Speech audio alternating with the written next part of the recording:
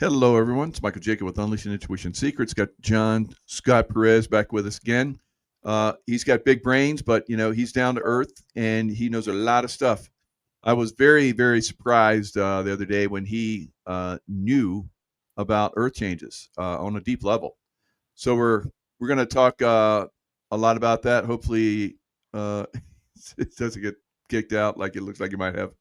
So, I've been following their changes for a long time, and I guess he saw me talking about it, and so we got a little chat going, and so in that chat, we basically, so Let basically in let that chat. me reconnect. My camera malfunction. Okay, gotcha. All right. So while we're chatting back and forth, he's sharing with me places that he already has planned to go to. So I was like, "You're already moving in that direction too," because I feel like I just left Florida because I think there's going to be pretty devastating earth changes that are going to happen in Florida, and they're coming soon. But consciousness can have a good say in that because I remember when we had a lot of this stuff that was supposed to happen 2012. A lot of us got together and started meditating, praying, and so forth, and I felt like we jumped a timeline that was going to be very negative for Earth. So there is a possibility, but in the meantime, I'm in a safe place. When I did this research in the past, this was one of the places that I found was very, very long term survivable. And there's maps out there. Maybe we'll pull up some of the maps and look over some of the maps. Gordon Michael Scouting has some maps, and U.S. Navy even had maps. Both coastlines basically devastated. Florida devastated. The Mississippi River basically expanded. Who knows what causes that? Whether it's earthquake activity, the New Madrid, earthquake goes off, or some kind of a tsunami hits both coasts, which I think is a possibility, very strong possibility. But we'll kind of like talk about some of that because Scott has a lot of insights on that from what I gathered from his text to me. So Scott, what are your thoughts, and where would you like to jump in on this subject? Okay.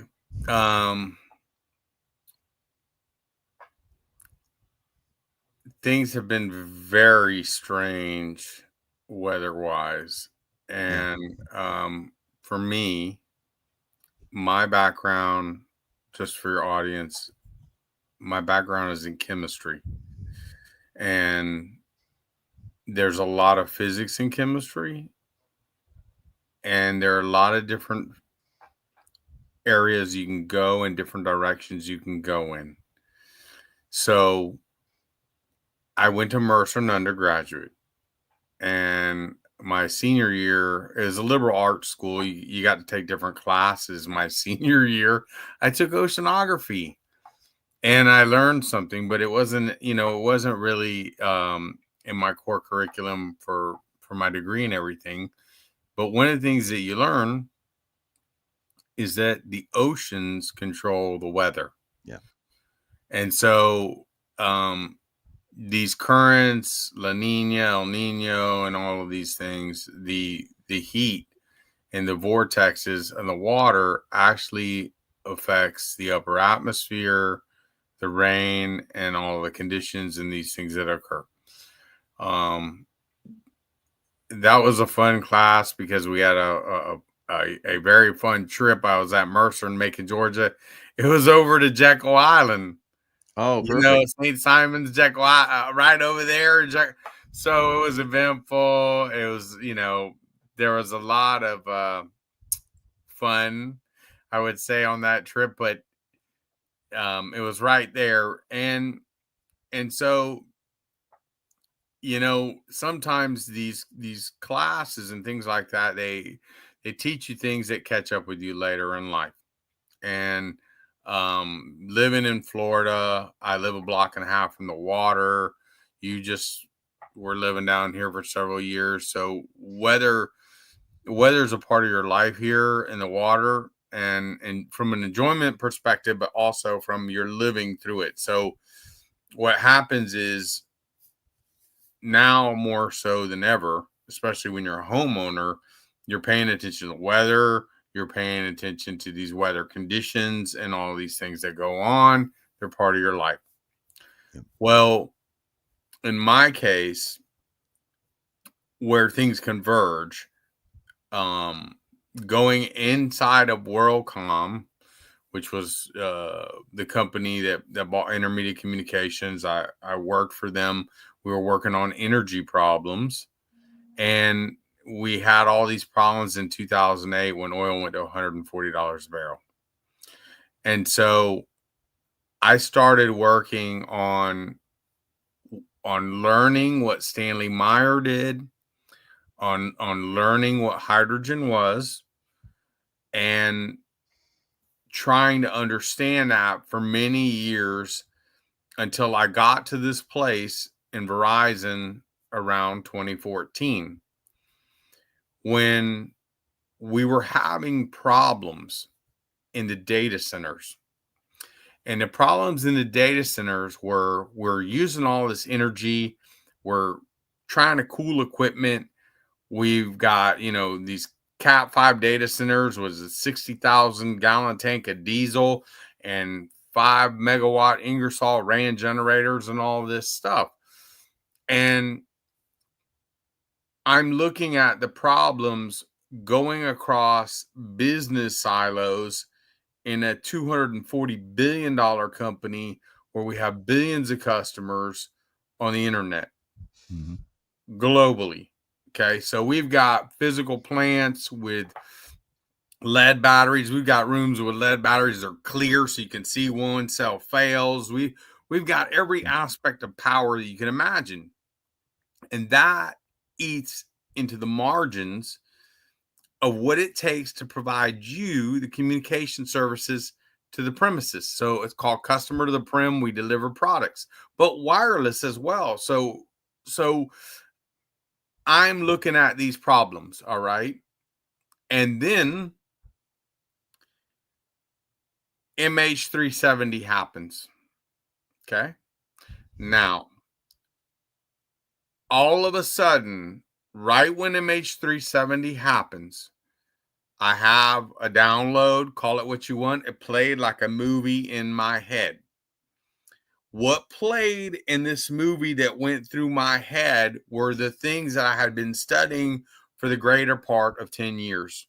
Since that time in WorldCom, involving hydrogen and hydrogen oxide in the hydrogen world that we live in, and the weather and how it works. So I was taught some of these things, and I went through the graduate program and at the PhD level, all the physics and quantum mechanics you could take. I've done all that work, but these things were not taught. So how we get here and what's happening now and all that, without going in every detail, but to understand how we get there. When MH370 happened, okay, it wasn't the four orbs and Ashton stuff and all that. That's related, but it wasn't that. That's not what triggered me. What triggered me was, and I told you, my dad, he supplied Virginia class Poseidon submarines. The submarines, specifically the nuclear submarines, starting in 1954 with the Nautilus. The weapon platform, the most important thing in that weapon platform was the ability to keep it submerged. So originally they were lighting these iron candles to create oxygen. That's like a backup now. What they use is these proton exchange membranes by a company called Treadwell Corporation that takes the water that's purified by a GE package and breaks it into hydrogen and oxygen. And sailors breathe oxygen, and hydrogen goes out the bilge to keep things quiet. And it's all militarized. It costs a lot of money. Okay. So that, and then the things that Stanley Myers did related to the 1970 embargo, which really was tied to not just automobiles and the problem that we had fueling our own vehicles. it was a military problem. So the Strategic Petroleum Reserve in the military is set up at that time for 30 days to fuel everything, all the vehicles, the airplanes and everything, the distillates, the hydrocarbons and all that. So Stan saw that problem, and okay, so many of the people that were on his team were from the Reagan Star Wars team. They then went after the ICE, internal combustion engine problem, and the other problems affiliated with the vulnerabilities that hurt us economically because the trucks would stop running, but the military problem was Strategic Petroleum Reserve and military. And then I have some other friends whose families are back into the OSS and CIA relative to how the military and the alphabets prop up and have propped up hydrocarbons since the beginning to support our military related to the Strategic Petroleum Reserve, but strategically so that we can function with and handle and deal with all threats. So that piece of all that went through my head when MH370 fell. And the biggest part that triggered it was, first I said to myself, why can't we just send a $3 billion nuclear submarine down and go find the plane? With all the sonar and everything, why can't you just hear the box? Okay. And then I realized, the first thing I realized was that humanity had only the ability to master the ocean at 5%. And we were sending probes to Mars, but we hadn't figured out the stuff in our backyard. We hadn't solved it. And part of the download also was the Myers stuff. So on the cover to Myers' book, and I showed it to you before, and I have it here. The cover to the book has two things on it. Let me bring that over, or bring it up so I can show it to you. The two things that are on that cover are, yep, there it is. Let me open that up and just share it a second so we can discuss it. In this book, okay.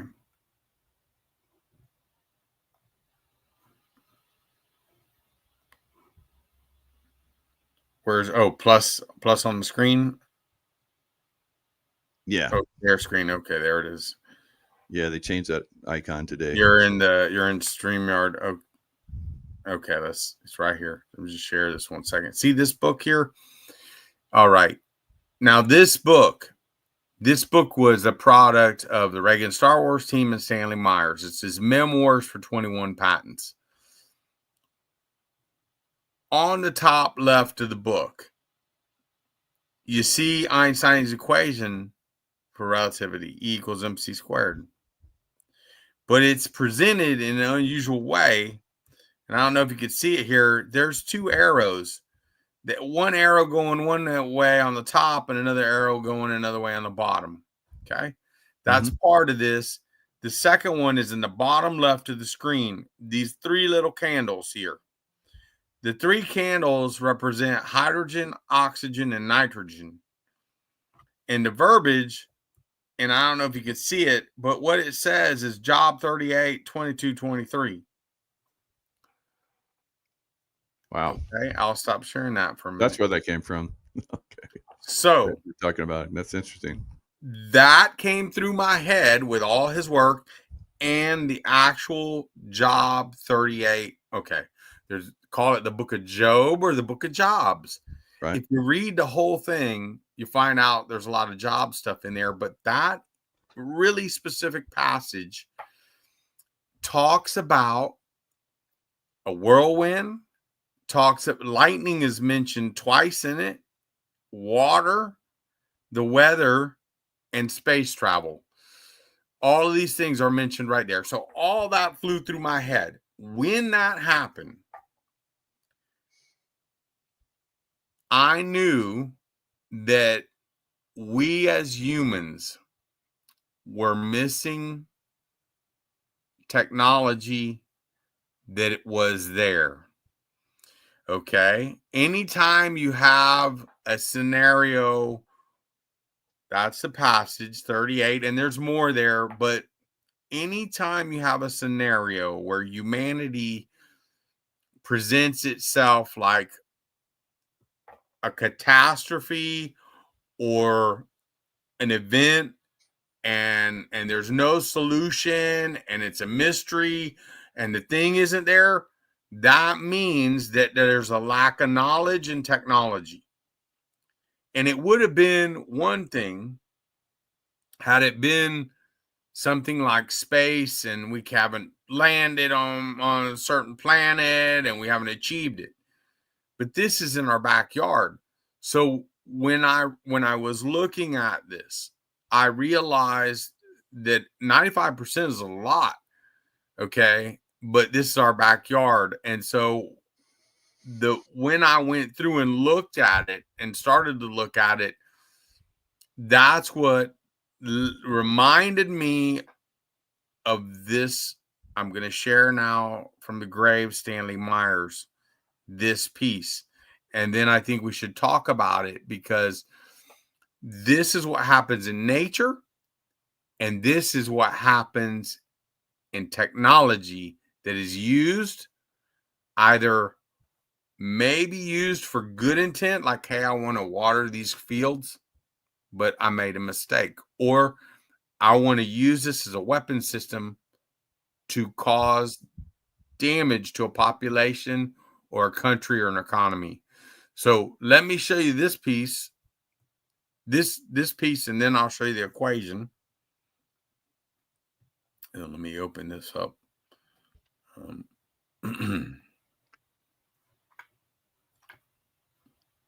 This is great because I know a lot of people, because you're going in the hydrogen direction. I know that there's some people that are looking at energy systems that deal with hydrogen. They're supposed to release them pretty soon. I know you're very skilled and very adept in that area.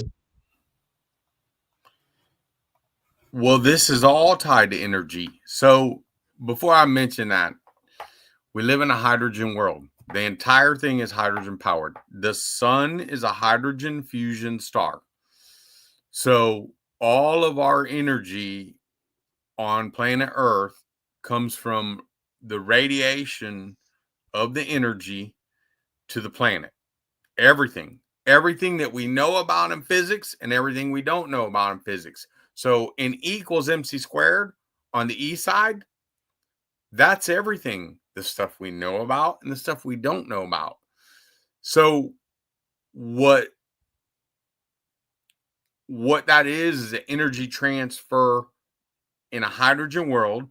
And so what happens is the fusion power that creates a spectrum of everything, electromagnetic, gravimetric, the spectrums we don't know about, the energy that is transferred in a harmonic way from the sun to the earth over here, it's harmonic.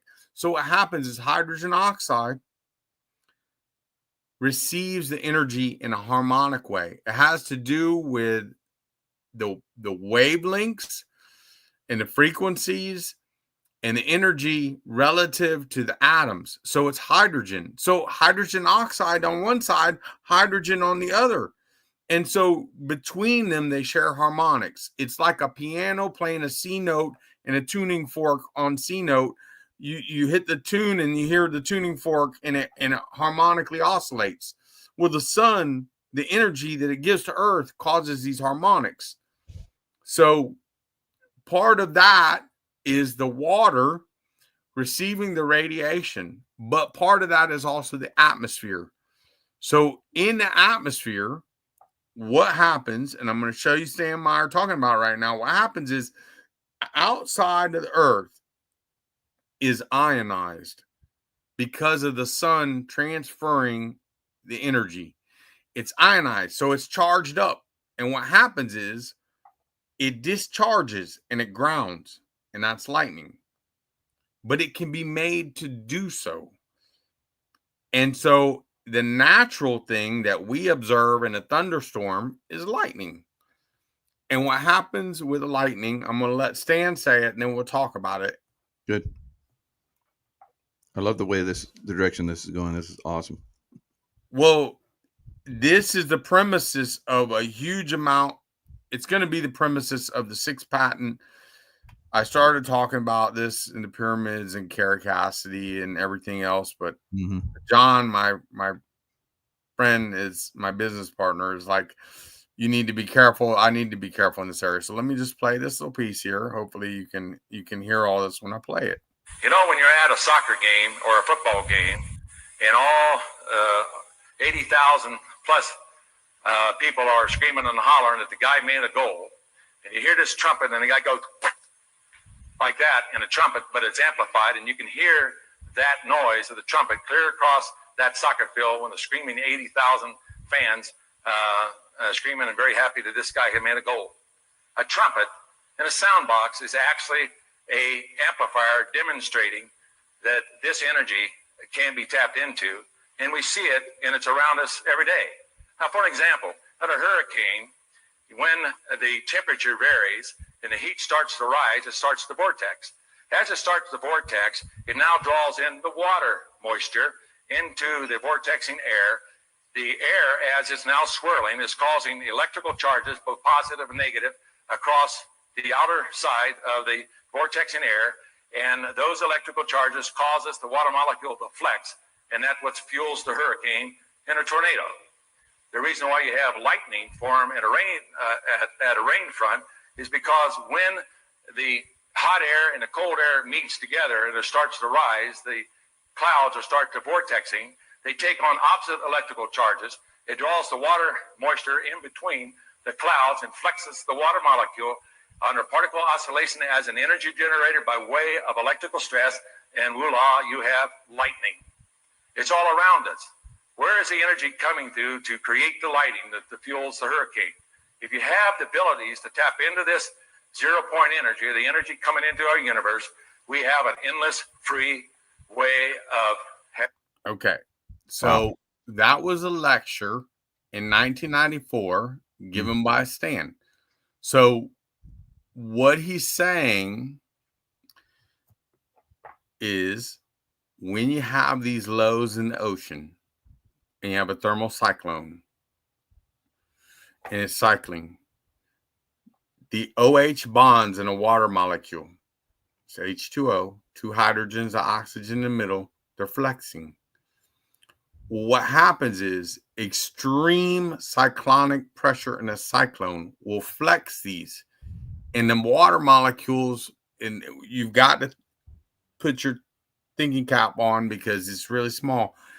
The strain on them to maintain their bond angles and their structure causes energy to come into the system to maintain it. And what happens is that energy, which is native energy from beyond the 3rd dimension, and it's all proven beyond the particles, because we know how the energy comes in. It comes in through gluons to maintain atom structure. When it comes in, it leaks. And when it leaks, it grounds. And so it grounds to the ground. This is what led him to produce what's called the voltage intensifier circuit. The voltage intensifier circuit was the circuit in the Stan Meyer electrode that he used to power the dune buggy, that he then used with other quantum effects to do things like create jet guns, jet engines, jet gun like a flamethrower, but jet engines and other technologies and 21 patents. So his real focus was ice engine, but he was drawn there. These are also related to Victor Schauberger. I did a thing on Jeff Rentz about Victor Schauberger, but this is a picture of the vortex. Let me open that so we can have a discussion on these vortexes because they occur in nature. And Hopefully I can open it up a real nice way. It's happening like This is a natural Wow. phenomenon. It's a natural phenomenon. and doesn't break, but it's there. Energy. That stuff is crazy. Oh, you broke up a minute there. Okay, look at these 3 vortexes. You see them? Are they on the screen?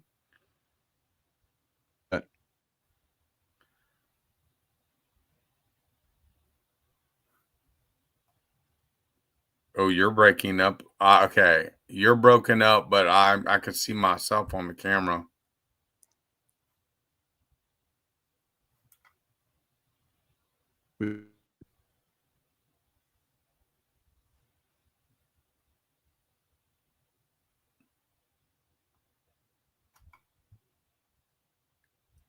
Okay. I'm going to move from one network to another, see if I can fix this.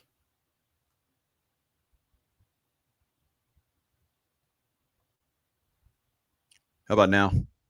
Oh, yeah, now I can see you. I was about to move to Good. another. Right. Okay, that's better. You were freezing up. Okay, so you see the... Go back to the image. All right. You see these 3 images? They're vortexes. Mm-hmm. So on the left is a vortex. If you flush a toilet or you wash water down the drain, you see that vortex. That is the Coriolis effect of the Earth. And what happens is in the northern hemisphere, it spins one way, in the southern it spins another. That vortex is because of the spin of the Earth and the electromagnetism effect on the water molecules. In the middle is a tornado. It is an extreme example of a thermal cyclone. And on the right is a hurricane. All 3 are cyclones. They are thermal cyclones. They're different sizes and they're different strengths and formations. So during this process, bring up the next image. During this process, what happens is you observe. If you bring up, and one of my favorite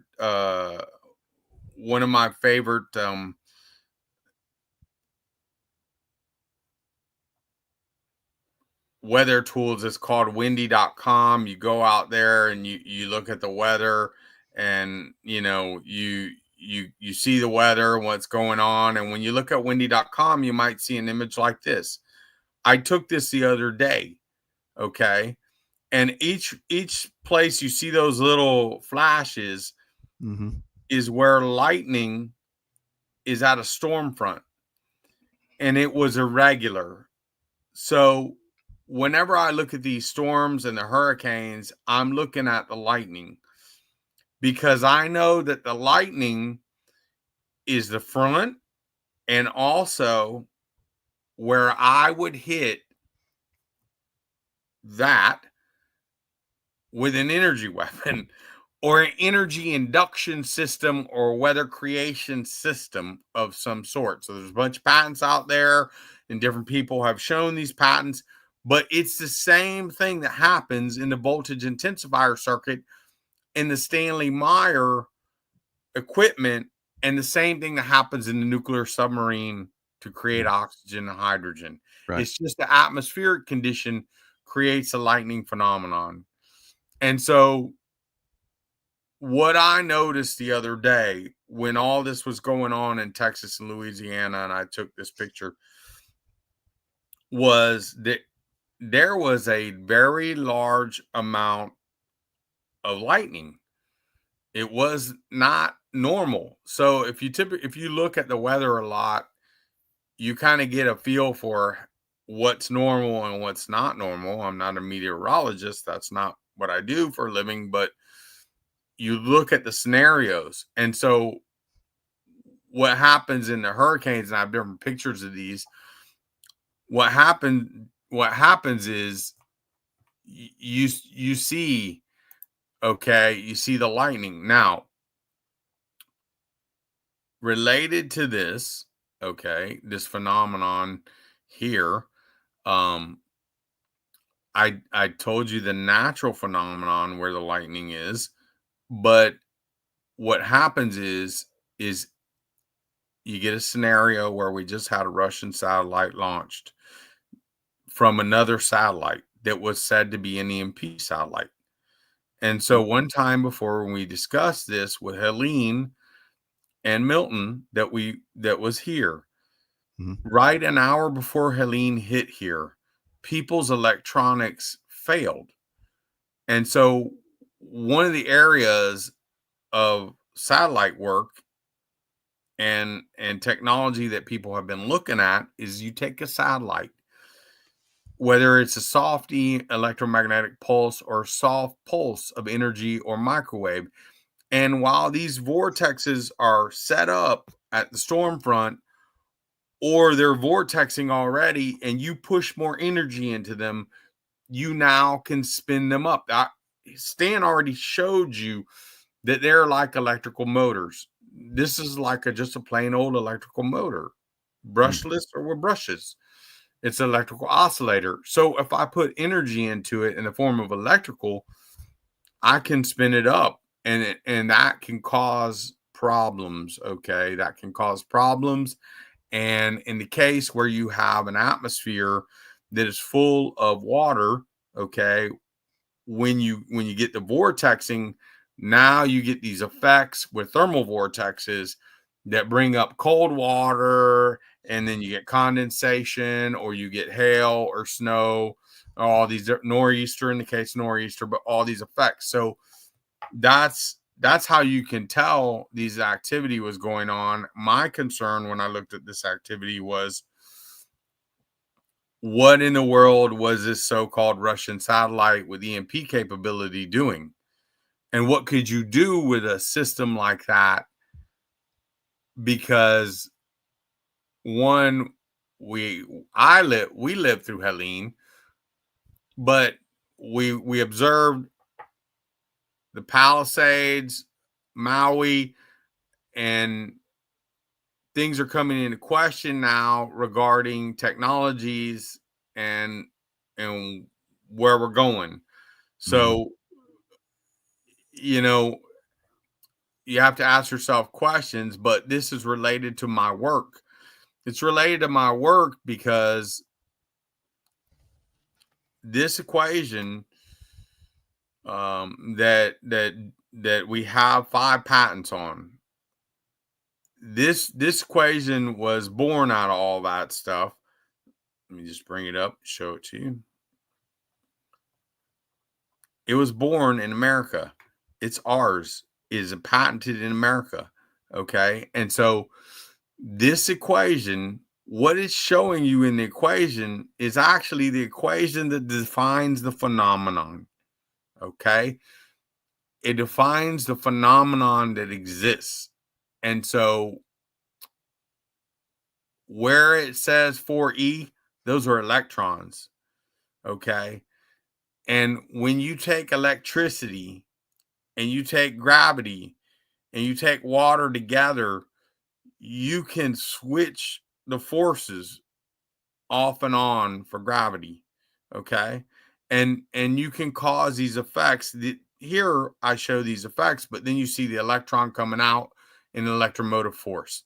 So the whole thing with MH370, the whole thing with all the things that I told you that went through my head and all the things I just showed you caused me to create this reaction after MH370.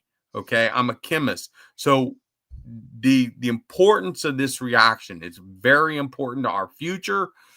This happens in the submarine. You don't have a submarine. You have the half reaction in the submarine, but the gravity piece and the water piece and what happens here, that was something that I created specifically to prove the reaction in order to prove the energy pieces that are related to the weather. Okay. That was before we had 5 patents. So It's an electrical driven phenomenon, but gravity's involved. So what happens in oceans is that gravity is holding the water to the earth. You can't forget that gravity holds it there. It's not just there to be there, it's a force of gravity. So when I play these electrical effects with electrons in the submarine from the nuclear submarine, I'm playing on water because I want to get oxygen.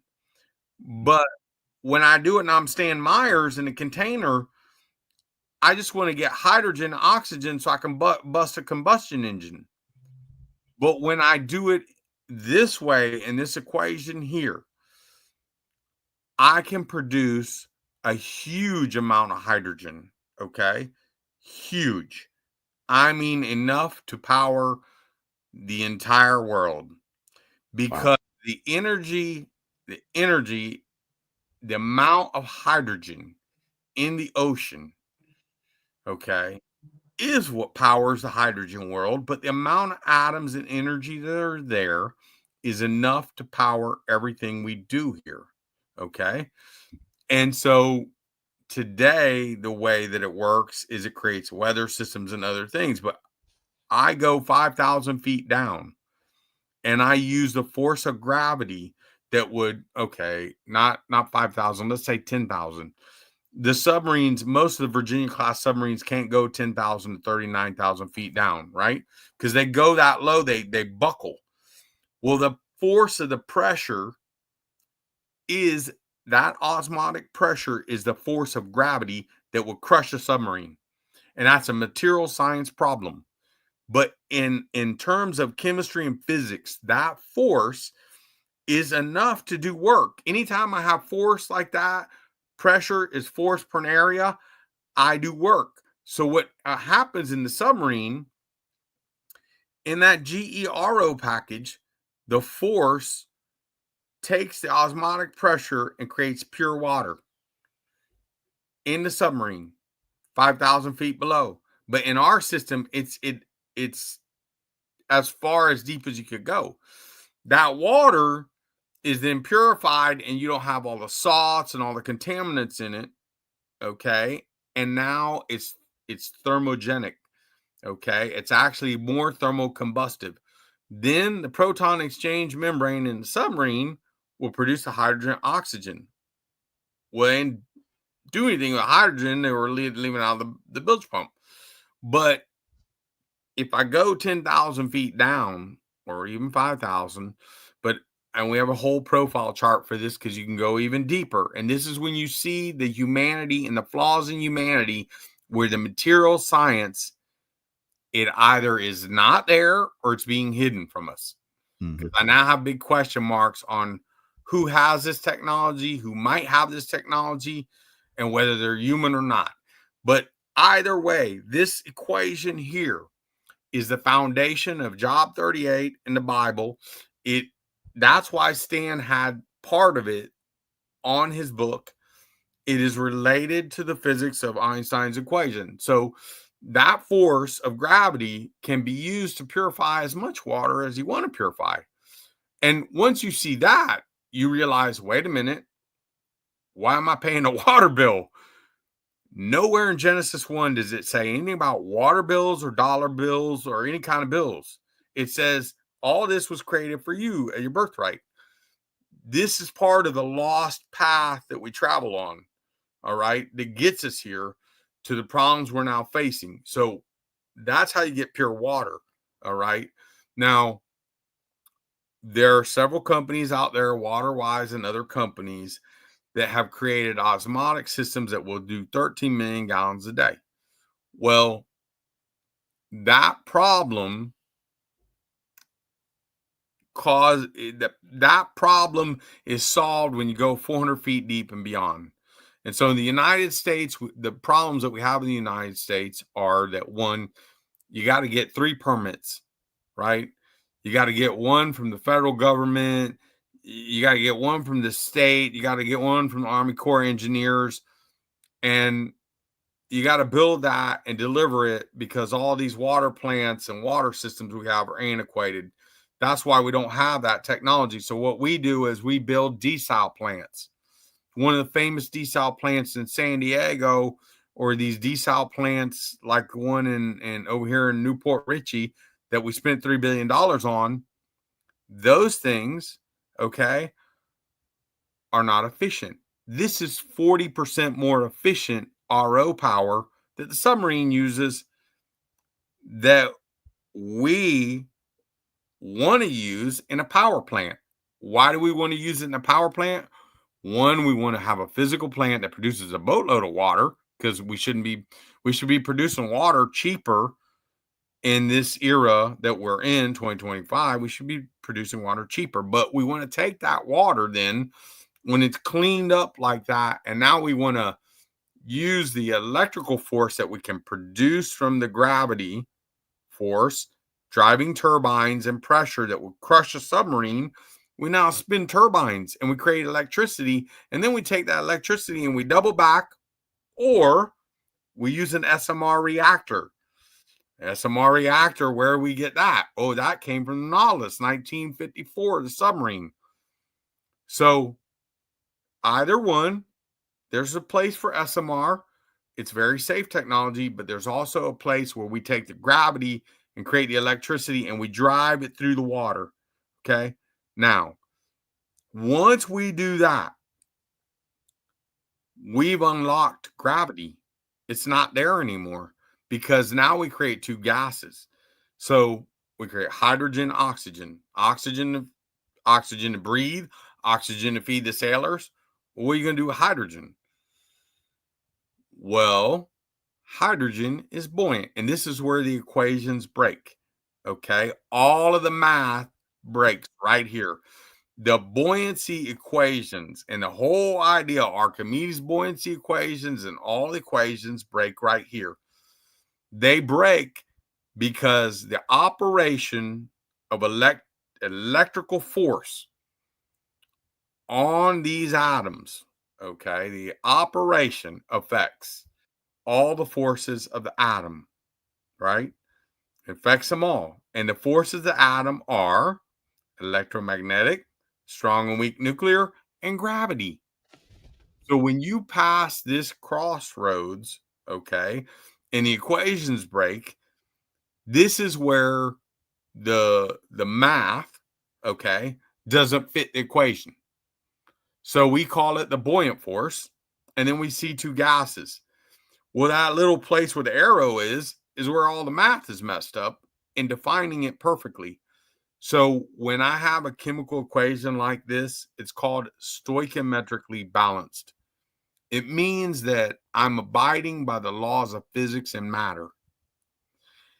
It doesn't say anything about math. There's no calculus here or differential equations or anything. But there are equations that define this. The problem is that the ones that we know that are human break. And so right here is where all of these technologies, they all converge, from anti-gravity to the weather to the water to the weapon platform. They all converge together.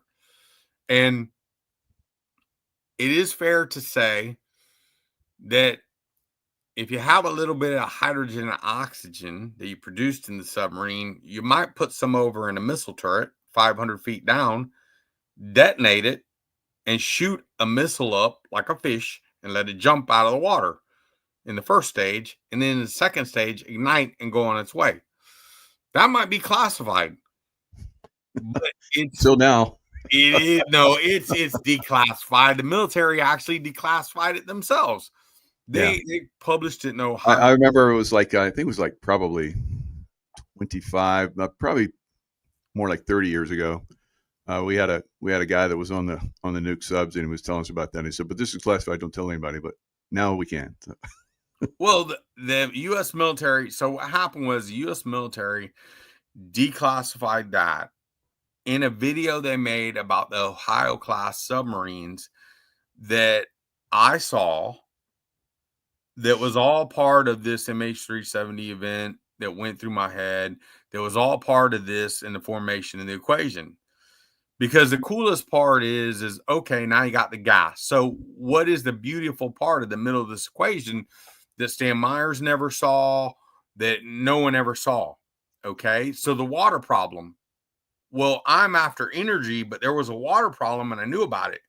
And I knew about it in the valleys of California where 35% of our food is grown. But I saw my water bill going up and all these things. So hydrogen is a buoyant gas that has lift power. It's the only gas. So you have these hydrogen balloons, and 99 tons of hydrogen escape the planet Earth a day, right? Well, hydrogen and oxygen is naturally in the atmosphere, and so is water vapor. And so in the patent, in this area, if I just burn that hydrogen and oxygen right there at sea level, I can produce whatever weather I want to produce. See? And so let me open it because I know I got that picture here. If I make sure I have it, it's in the patent. So it's in our patent. And I don't want to be crucified because we're not after that. And we didn't, let me just bring it over. I can bring it very quickly. You know how my office is. I have 1 million computers in here, and I'm juggling them. Okay, let me bring the image up. So in that system that I just showed you, if I wanted to, and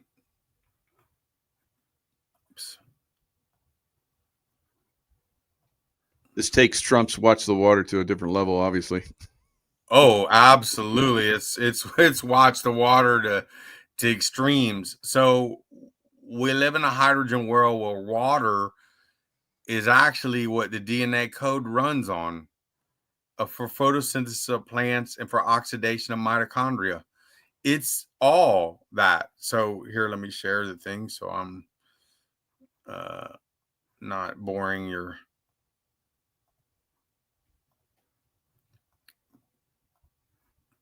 Okay.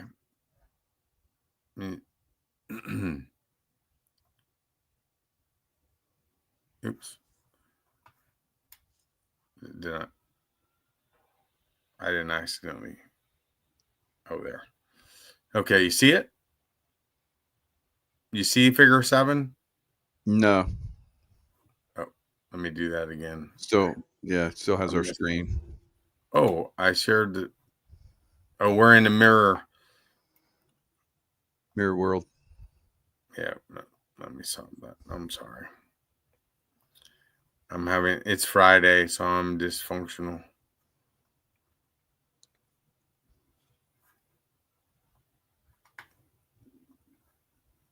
Oh, there it is. I see what it did. It's a StreamYard bug. Okay, now you see it? StreamYard bug. There it is. Okay. So in figure 7, we have 5 patents. This is figure 7. So what you can do with this system is down here at the ocean bottom, you produce a hydrogen oxygen and you burn it. You burn it and then you blow it through a turbine. And see these little circles? They're the Coriolis effect. They're the vortex effect. And as you blow off enough of this, you could be sitting off the Pacific Ocean and you could just generate huge amounts. Well, we saw people stealing this and doing this on land over in Mississippi. They already did it. It's all our patent, but they already did it. So this is where the whole thing with patents and the rigged system and the lies come in. But here it is. Okay, we have 5 patents. This was filed back in 2017. What happens is when you do this, now you get the natural condensation of rain, sleet, and snow. Well, that whole thing, as I just explained to you, creates all kind of thermal vortexes. This is a thermal vortex. oscillation, lightning, and the whole thing, and the phenomenons that we observe in weather, the rainstorms, the tornadoes, all of them. But see, that equation right here in this system, this synthetic system, that equation that I showed you that we came up with, we're making this as humans. We are. And the beauty, okay, the beauty of this was we can synthetically mimic nature off the Pacific coast or anywhere where we can produce this, and we can create precipitation. We can do it in a natural way. But the problem with this is not cloud seeding. This is taking the natural process of the ocean that creates the weather and letting it and amplifying it, really. But doing it this way is the practice of the art of the technology. Okay. So what I can do here is I can make the mountains mudslide. You know, I can fill Lake Mead, because the big problem that we had or we're looking at was Lake Mead right now is 1/3 full. Yep. Okay. It is 1/3 full. Lake Mead is a 2.8 gigawatt dam, and it is running at 1/3 potential right now, which means that 2/3 of that power isn't being fed to Las Vegas. It means your electric bill is going up. So that's a problem. So in that equation, I want to go back to it. When you see this, it's when you see the beauty of what the creator of this place in Genesis 1 created here. When you see the beauty, and actually one more comment, Job 38 is the oldest book of the Bible. A lot of people think it's Genesis. It's not. I've been told it's Job. Wow. And the book is about jobs. Actually, it's about this time that we're in with all this.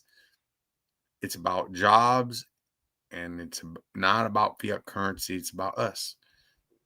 So let me bring that equation up, and we'll talk about this piece, because this piece is the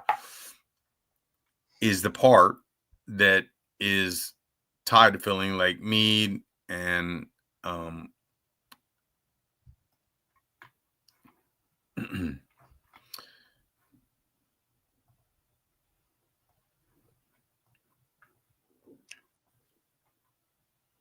okay, so I mentioned in the middle of the equation, you have lift power.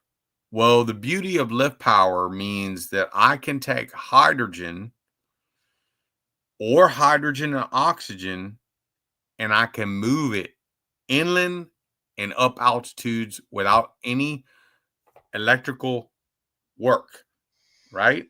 So I want to move the hydrogen and oxygen inland for a couple of reasons.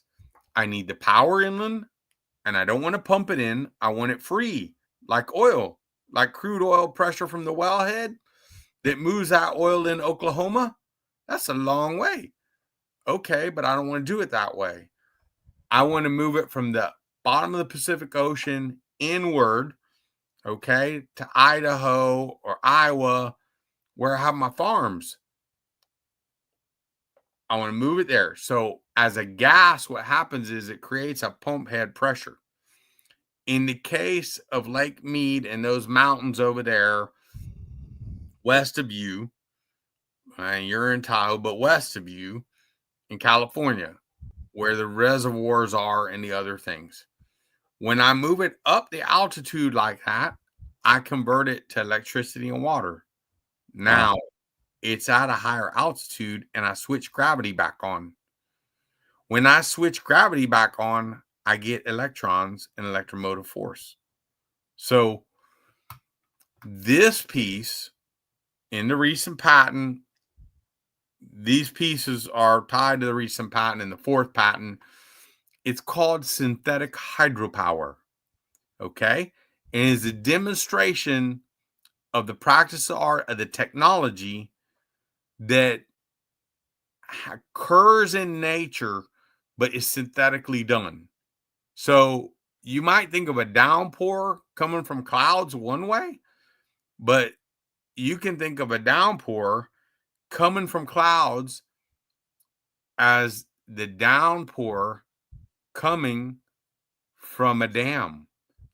And as that kinetic energy comes down, I capture it in a turbine and I power Las Vegas and the lights. Or I power something else. But at the bottom of that, I now have potable, drinkable water, and I can use it in my farms. Okay. That is technology. In a rainstorm, I got the same thing happening. It's coming from the sky right down on your head. And the mass, okay, is not typically thought of until we see the devastation of a flood and the momentum of mass times velocity of water and the power and the energy. So we see that in Florida all the time in hurricanes. The respect for a hurricane and the power of it is an ominous amount of energy that if you could capture and trap in turbine power, you solve all kind of energy problems. Wow. But like what we just observed in Texas with the river and the momentum there, I observed that here when Helene came. Mm-hmm. And it came up from the bay with a 9-foot crest and destroyed now in a 1-block radius of my house, 30 houses are gone. And the area, and you know this area, I've been going to Madeira Beach since I was a kid. You were living over there. Once all of these things, okay, once you see these things happening, once you see all these things occurring, once you realize there's 5%, you can't send a submarine down to grab MH370. Once you see those things, you have to start thinking about, and Job 38, you have to start thinking about the technology from many different perspectives. One is survival, because I'm spooked, and I know you're spooked, but people get spooked from these things. They metaphysically feel negative energy. These storms produce negative energy. You think about, okay, the technology, can I use it to grow food? Okay, so my idea of growing food is not, I want to seed the clouds and cause it to rain down. I want to do it in a more calm, passive way. So when I take that equation and I move the hydrogen into the fields, wherever you were seeding before, now I don't have the risk of an accidental mistake and a thunderstorm that kills hundreds of people because I have control of it, right? So we looked at, and we have presentations for this, and we have it all done. Part of it is I want to bring that water in, and I want to put it. A lot of times you see these huge tanks in the Midwest. They're holding the water up high, right?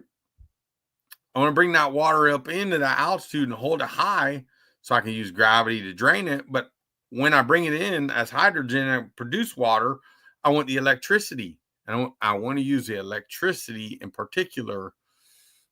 I want to use the electricity and lighting to grow the food. Okay. So no more, I got to see clouds and grow farms in 2 dimensions. Okay. That's the first mistake that we made that is discussed in Job 38. It discusses raining, and it specifically discusses rain in the middle of the desert where nothing grows. It discusses ravens that don't have any food to feed their babies. This prophecy that we are bound by on this planet, okay, it tells us that we must achieve these technologies. And in that whole thing of Job 38, after that, it says, hey, by the way, can you lose the Pleiades? And so what do we see? What do we see with space travel? We see the use of hydrogen, oxygen, Blue Origin space shuttle. I live near the Cape here. And every time we look for a habitable planet, we look for hydrogen and water. And then the other signatures. And so there's something called the Drake equation. It's tied to all the vortexes. It's tied to all the weather. It's tied to the hydrogen world and every habitable planet.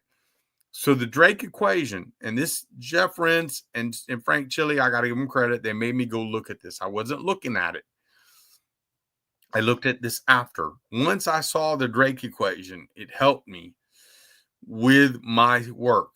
It helped me to understand that the physics on Earth is the same physics on all the habitable planets, Mars included.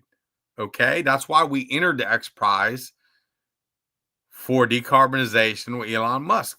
We couldn't reach them, mentally couldn't reach them.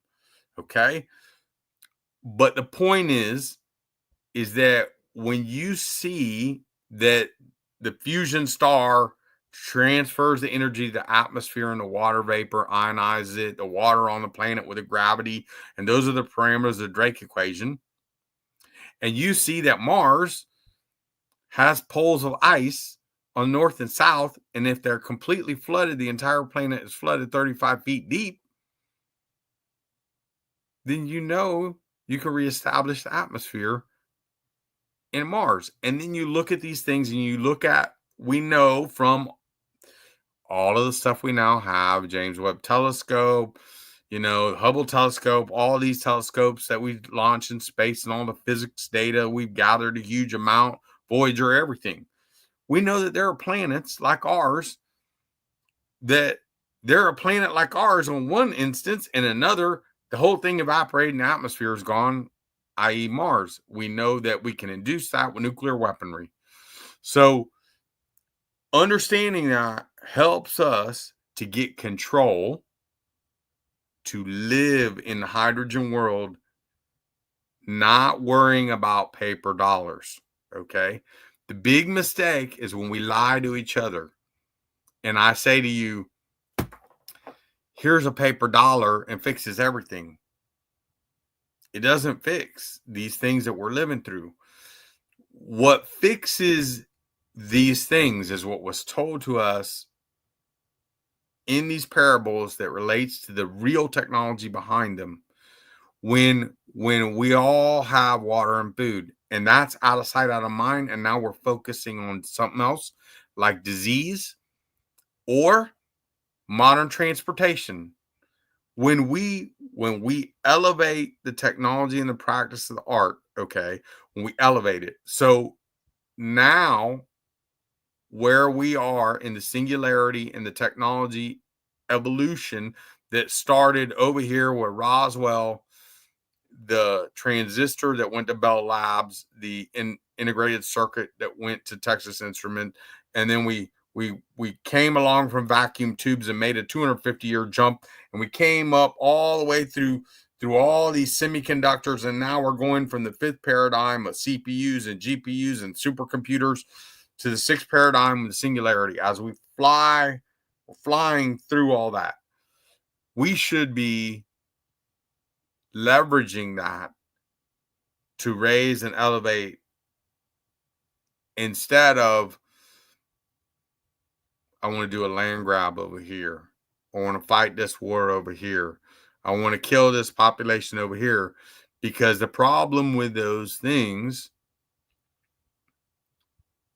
is you get what you got in Texas the other day. You get populations of people that develop hatred for each other on the globe.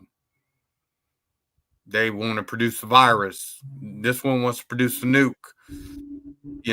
All these things. In this case, I have a problem with this because the concept of I'm using energy, instead of using it in a satellite, I use the energy to spin up the front and vortex to then cause a thermal cyclone to produce the rain. It's uncontrolled. Okay. It's uncontrolled. It's the actual equation. I created the equation. It's patented. This technology has been used for a long time, but it's not under control. Okay. And so the problem is, it's like it's like a race car. If you're going 200 miles an hour and you got control, everything's fine. But when you lose control, it's not okay. So this here, the seeding, what the problem with the seeding is that when you implement this technology, okay, it can cause a cascade runaway scenario. Okay. And these cascades, they occur atmospherically in nature. So there's another patent, number 6, that's coming. Excuse me, my allergies. There's another patent, number 6, that's coming related to all of this. And John will kill me, my business partner. John Dottie's a patent attorney. He will kill me if I go deep into this because I've written it up and it's novel. And I hope I will be able to later come back and discuss this patent application once he allows me to. But this thing that this business of saying, okay, I want to seed the atmosphere and it's the only way we can do it, I'm not in agreement. I have you just laid out the case of a better world, and there's obviously another group that's trying to do something different. Well, I don't think this. I think the intention of this young 25-year-old has good intent and a good heart. And I think what happens with humanity. This is what happens with humanity. I need a screwdriver and I reach for it. I need water and I'm a farmer and people need food and we got to keep water prices down. And I reach for it because that's all I had available to me. The actual vision and guidance that got us to here where we are now, okay, to the immigration, all these things, we didn't listen to the book of jobs. It's a book of jobs. What are we going to do when AI takes all our jobs? Okay, how much infighting and killing and all the craziness and stir crazy? Where's it going to go? You already said months ago before this violence in California, you said, get ready, because you've seen this in so many countries. It's secondhand to you. The average person is not. And so the reason that I was looking at these problems in the phone company and all that was because people lose their jobs. I saw 80,000 people lose their jobs in WorldCom. I saw rifts on rifts. And people lose their jobs. And when people lose their jobs, they have a mental breakdown. And when you have a mental breakdown, okay, this is when the violence occurs. But there's a better path. And we were told what I see now is we're worried about $37 trillion of paper lies. We don't have the vision. You got to have the vision, but you have to have sponsorship. And this is where I disagree. I love President Trump. I'm so grateful that he is our president. I voted for him and I appreciate everything he does and his administration. I was unhappy with the last administration because ARPA-E and DOE, they know that we have this technology. They know that we have the patents.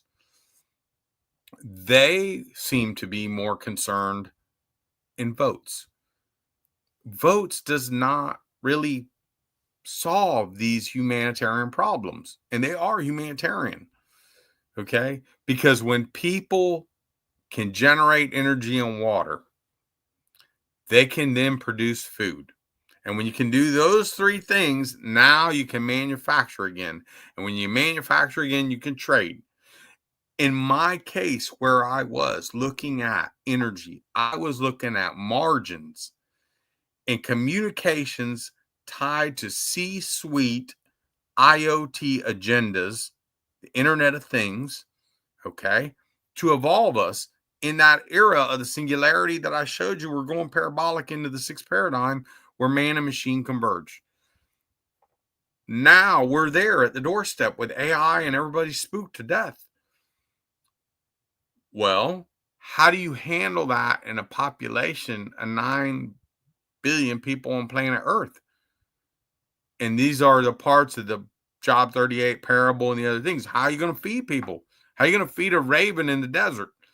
That was a parable in Job 38. And the point is, this idea, it was good-hearted. But now, with the things that we have, we need to take a step back and say, and reflect on, we need to reflect on it all. We need to reflect on, there's been 300 floods in the past umpteen days, 90 days or whatever. North Carolina, everything in California, we need to reflect on it. And we need to take our old school ways and change them, in my opinion. And we now need to do things based on real science and data. Okay. Now, if we can get the cloud seeding under control, we can get that under control. That's great. Let the data show us. Let the data guide us and prove it. But we need to look at all the possibilities. And we need to look at the data, just like this business with the virus. We need to look at the data, okay, and real tried and true science and technology, and do the things that make more sense, instead of, I'm in desperation because my farm's going to go into drought this season, or my farms are going to go in drought this season. Okay, maybe the cloud seeding is a pacifier for a period of time. We don't have the long-term vision. And so what upsets me is being in technology, okay? And the whole concept of technology and science is, I want to make things better and cheaper and more available to the masses. When I get an electric bill that's higher, when I get a water bill that's higher, something is wrong. And so then I look at the food prices, okay? And as a father, you have children and the stress is built. But where I was when this invention came, when MH370 came, whatever did that to me, because I have the downloads, okay? I don't meditate. I don't meditate. I don't sit there and meditate. I don't practice all these other religions like Kabbalah and all these other things. I respect people that do, because what happens with me is I think about these things in a very relaxed, calm, relaxed way. Either driving down the road is you're driving long distance, you're very relaxed and you're thinking.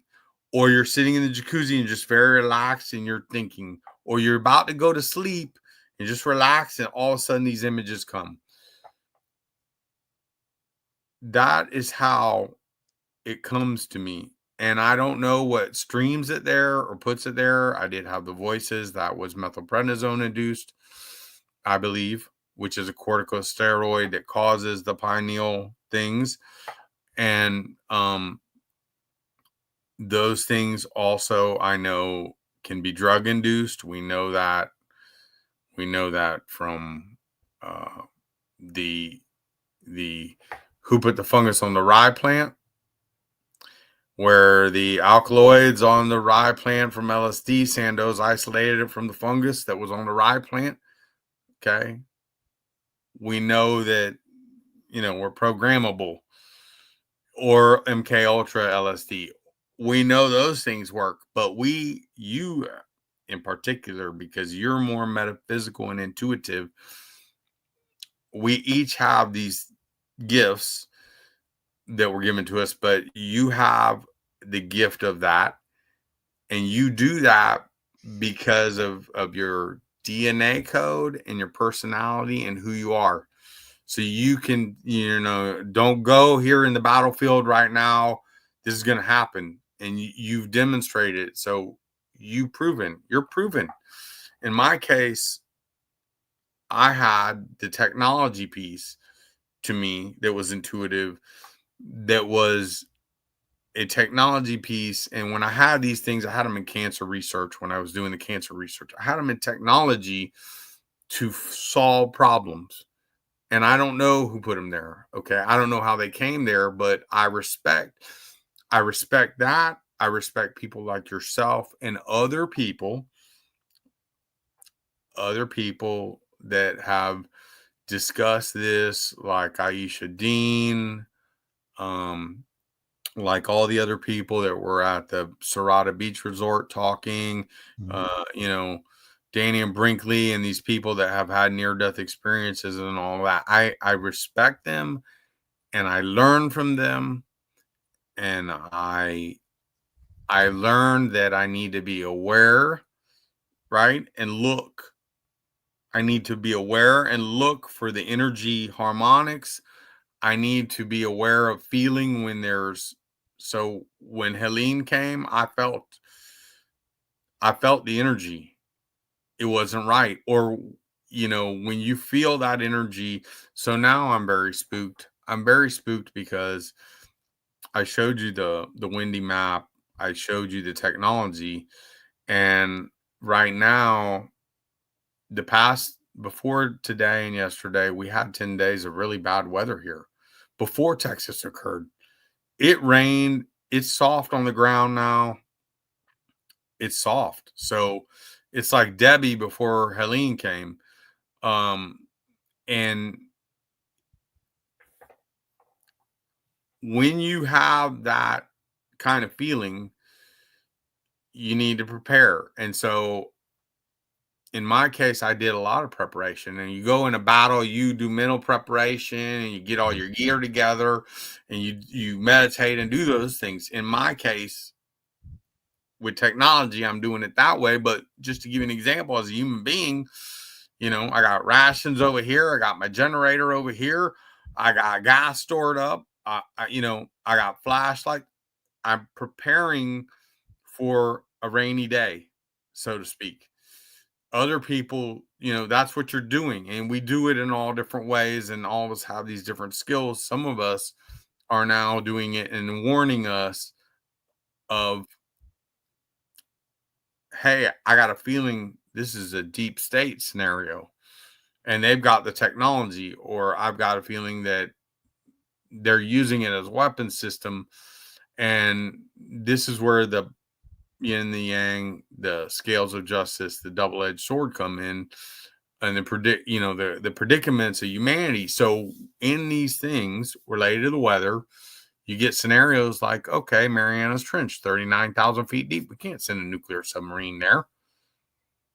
And what is in scope? How in the world does a fish swim there, or any of these organisms? So we have to ask ourselves,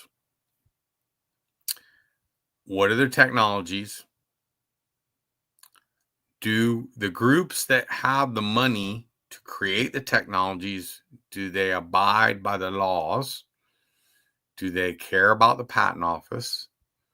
Is it classified for a reason? Because there might be a justification, like in 1954 in those eras, to keep the balance of power from keeping us from killing each other. That may justify it. But when do you reach a point of, it was once justified for that, but now and the guy in the State Department came out and said it, we got the technology to, bend space and time. We went through the barrier in the construction site and off the cliff. We need to now take those technologies. We need to bring them to the USA and get back to what freedom was under the Constitution 1776 and all that, what our charter was related to our agreement, one nation under God, with the creator of the hydrogen world. We need to get back to that so we can get to the book of jobs, so we can do those things. And I think if we do those things right, okay, then what will happen is we will better be able to control the natural phenomenon and not weaponize it to harm each other, but create it for positive things. Maybe cloud seeding isn't such a good idea. Let's try this over here. And the other problems, of course, in this were I burn carbon, that creates benzoate-pyrene. That molecule binds in my DNA and it creates cancer. U.S. Navy, we got 17 ships in storage. We set them aside. We got ships in the U.S. Navy running on hydrocarbons. We've got, fortunately, a large number in the U.S. Navy and NATO running on GELM 1500s and 2500 turbines. And then we got the Zumwalt running on a 38 gigawatt Rolls Royce. Those turbine engines are capable of running on hydrogen mixes. And those turbine engines are the little compared to the power plants. And the airplane ones are even smaller. So when it comes to transportation and the things that we've been looking at, and I think this has come to light with all the bickering with Elon Musk and the tariffs on the electricity and the lithium and the power grid and all of it. You don't get range with electricity in the battery and it ages. You max out by weight on range with electricity. And the way we produce that electricity today is flawed. So I don't have a problem. I actually like the electrical technology. I like it because you don't have the transmissions and the gear problems and the maintenance, and you get great torque. So the General Electric electromotives and the GM electromotives, they all switched to electromotive a long time ago because they learned that transmission maintenance was too bad. That's great. I like it a lot. But I think it needs to be hydrogen powered in the spirit of Stan Myers and the other people. And there's 6 other companies. I think Toyota is a leader in this area. I think Toyota is a pretty good vision. I think that some of the other companies, Plug Power in particular, they don't have the right vision and they have too much marketing. I think this is where this technology fits in America in these areas, especially in the farming, So I will show you, and these are 2 very nice diagrams I should show you. I think you'll like them,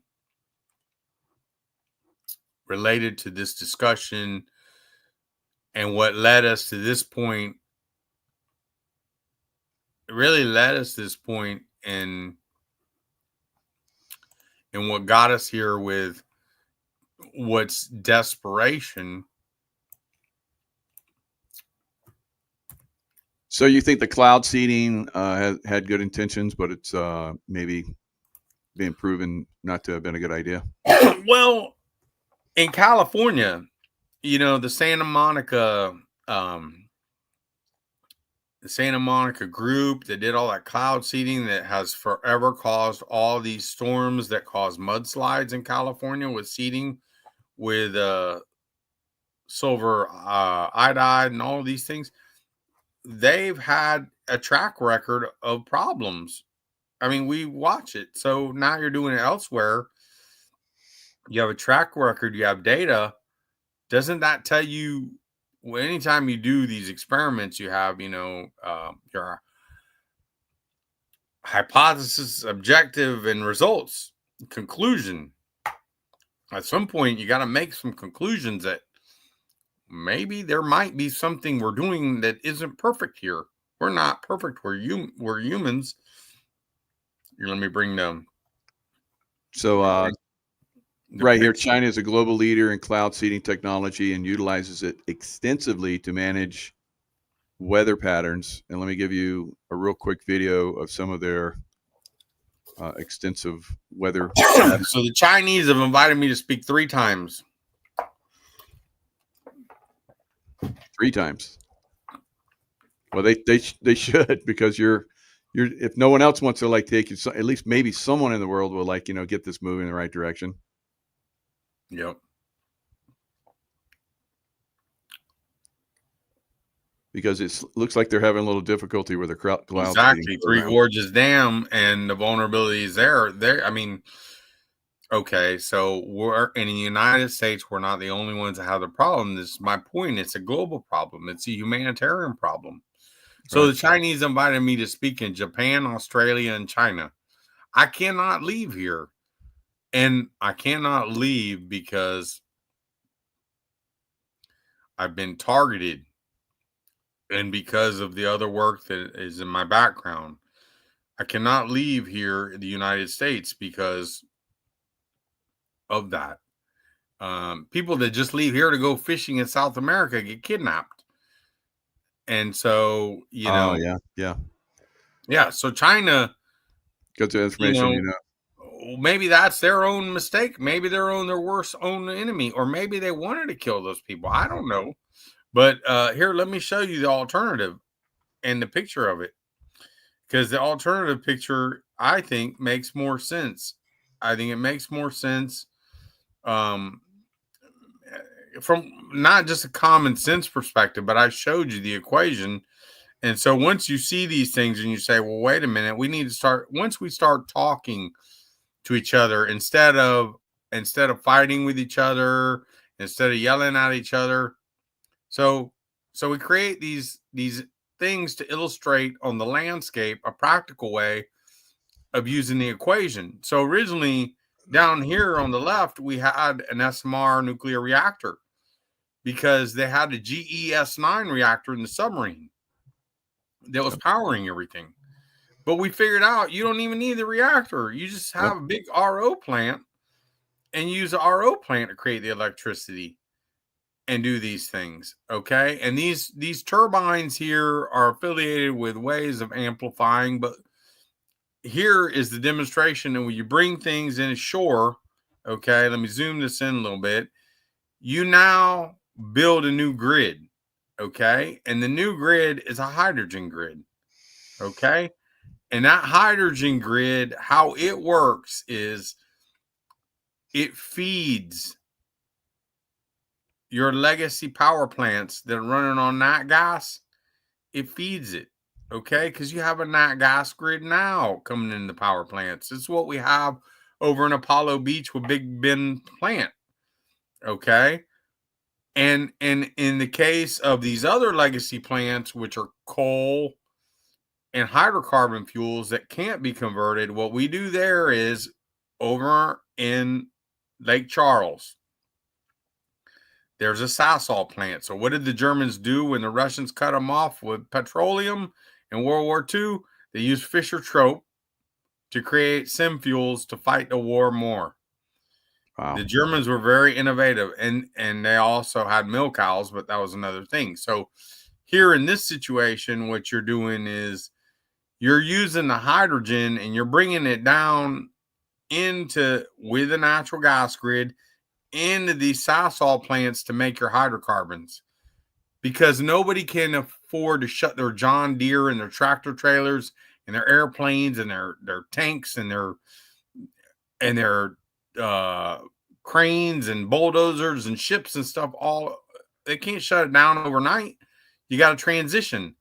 And so this transition, which was enforced by the Secretary of the Air Force, who by 2016 wanted all aircraft running at least half syn fuel. When they got to the B-52, they put half syn fuel in it. The thing wouldn't run. The cylinders were knocking in the engines. Turns out the B-52, if you put syngas in it, the electronics and the engineering design, it will knock. Okay? So you can run the B1 and the B2 on syngas, and they do. Super clean. When it's super clean like that, it doesn't leave a carbon trail behind, but doesn't make carbon, but it's harder to detect. The B-52s, on the other hand, if you ever see one fly by, it's a smokestack. Yeah. So here on the Super Bowl, you get the B-52, the B-1, and the B-2, and they fly over, and you know, the B-52 is like a crop duster.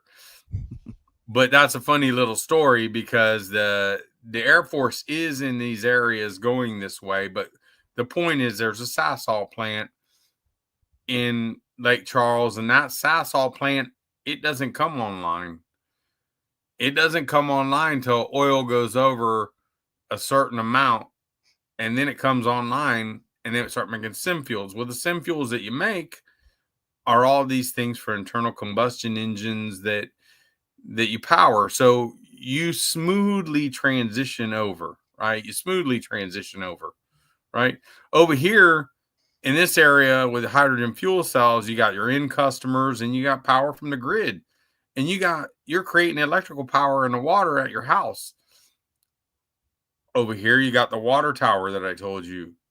Over here, you've got the mountain with the synthetic hydropower filling Lake Mead and producing water and irrigating those crops in the west, in the valleys, and refilling Lake Mead. So we actually know of a way to fill Lake Mead, and it's nearly impossible to do without torrential downpours that will be catastrophic to regional areas.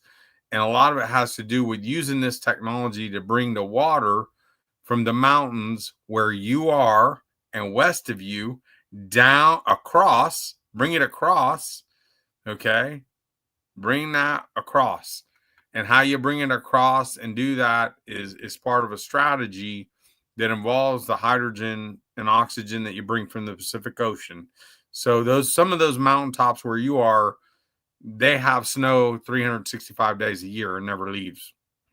It's just cold. But you can use that snow because it has kinetic energy and mass, and you can move it from that mountaintop. If you know how to move it, you can move it further away, and that's how you fill Lake Mead. Part of that with the other. These grids, and the part of the grid which is somewhat upsetting with Trump saying everything blows up. Well, that's not true. Stan Myers fixed all those problems. So what happens is when you take hydrogen and you mix it with ambient air is 78% nitrogen. And what happens is when you mix the hydrogen with ambient air, it looks like natural gas, and everything that runs on natural gas doesn't. The valves don't know the difference. The burners don't know the difference. And when you run it through pipes long distance on natural gas grids, if the natural gas grid leaks, it doesn't detonate. It just burns like natural gas because that's the burn rate. And so hydrogen's a noble fuel, but that's how Stan ran the dune buggy. All he did was tune the carburetor to run at the different burn rate of the the hydrogen mixing with oxygen and ambient air. That's what he did. That's how he got it to work. And so we needed to re-leverage that. And then especially in Florida, there were two things in Verizon. One was, first off, in Florida, I talked to Tico and People's Gas. They have one of the largest natural gas grids in the state of Florida. And they said, we don't care what OPEC's doing. In 2008, we're getting all our trucks off there and running on natural gas. That was an eye-opener in discussion with them. The other one was Hackensack, New Jersey data center, where in the Hackensack, New Jersey data center, we had 6 hydrogen fuel cell stacks. And what they did was they passed natural gas, which has hydrogen in it naturally, through the 6 fuel cell stacks.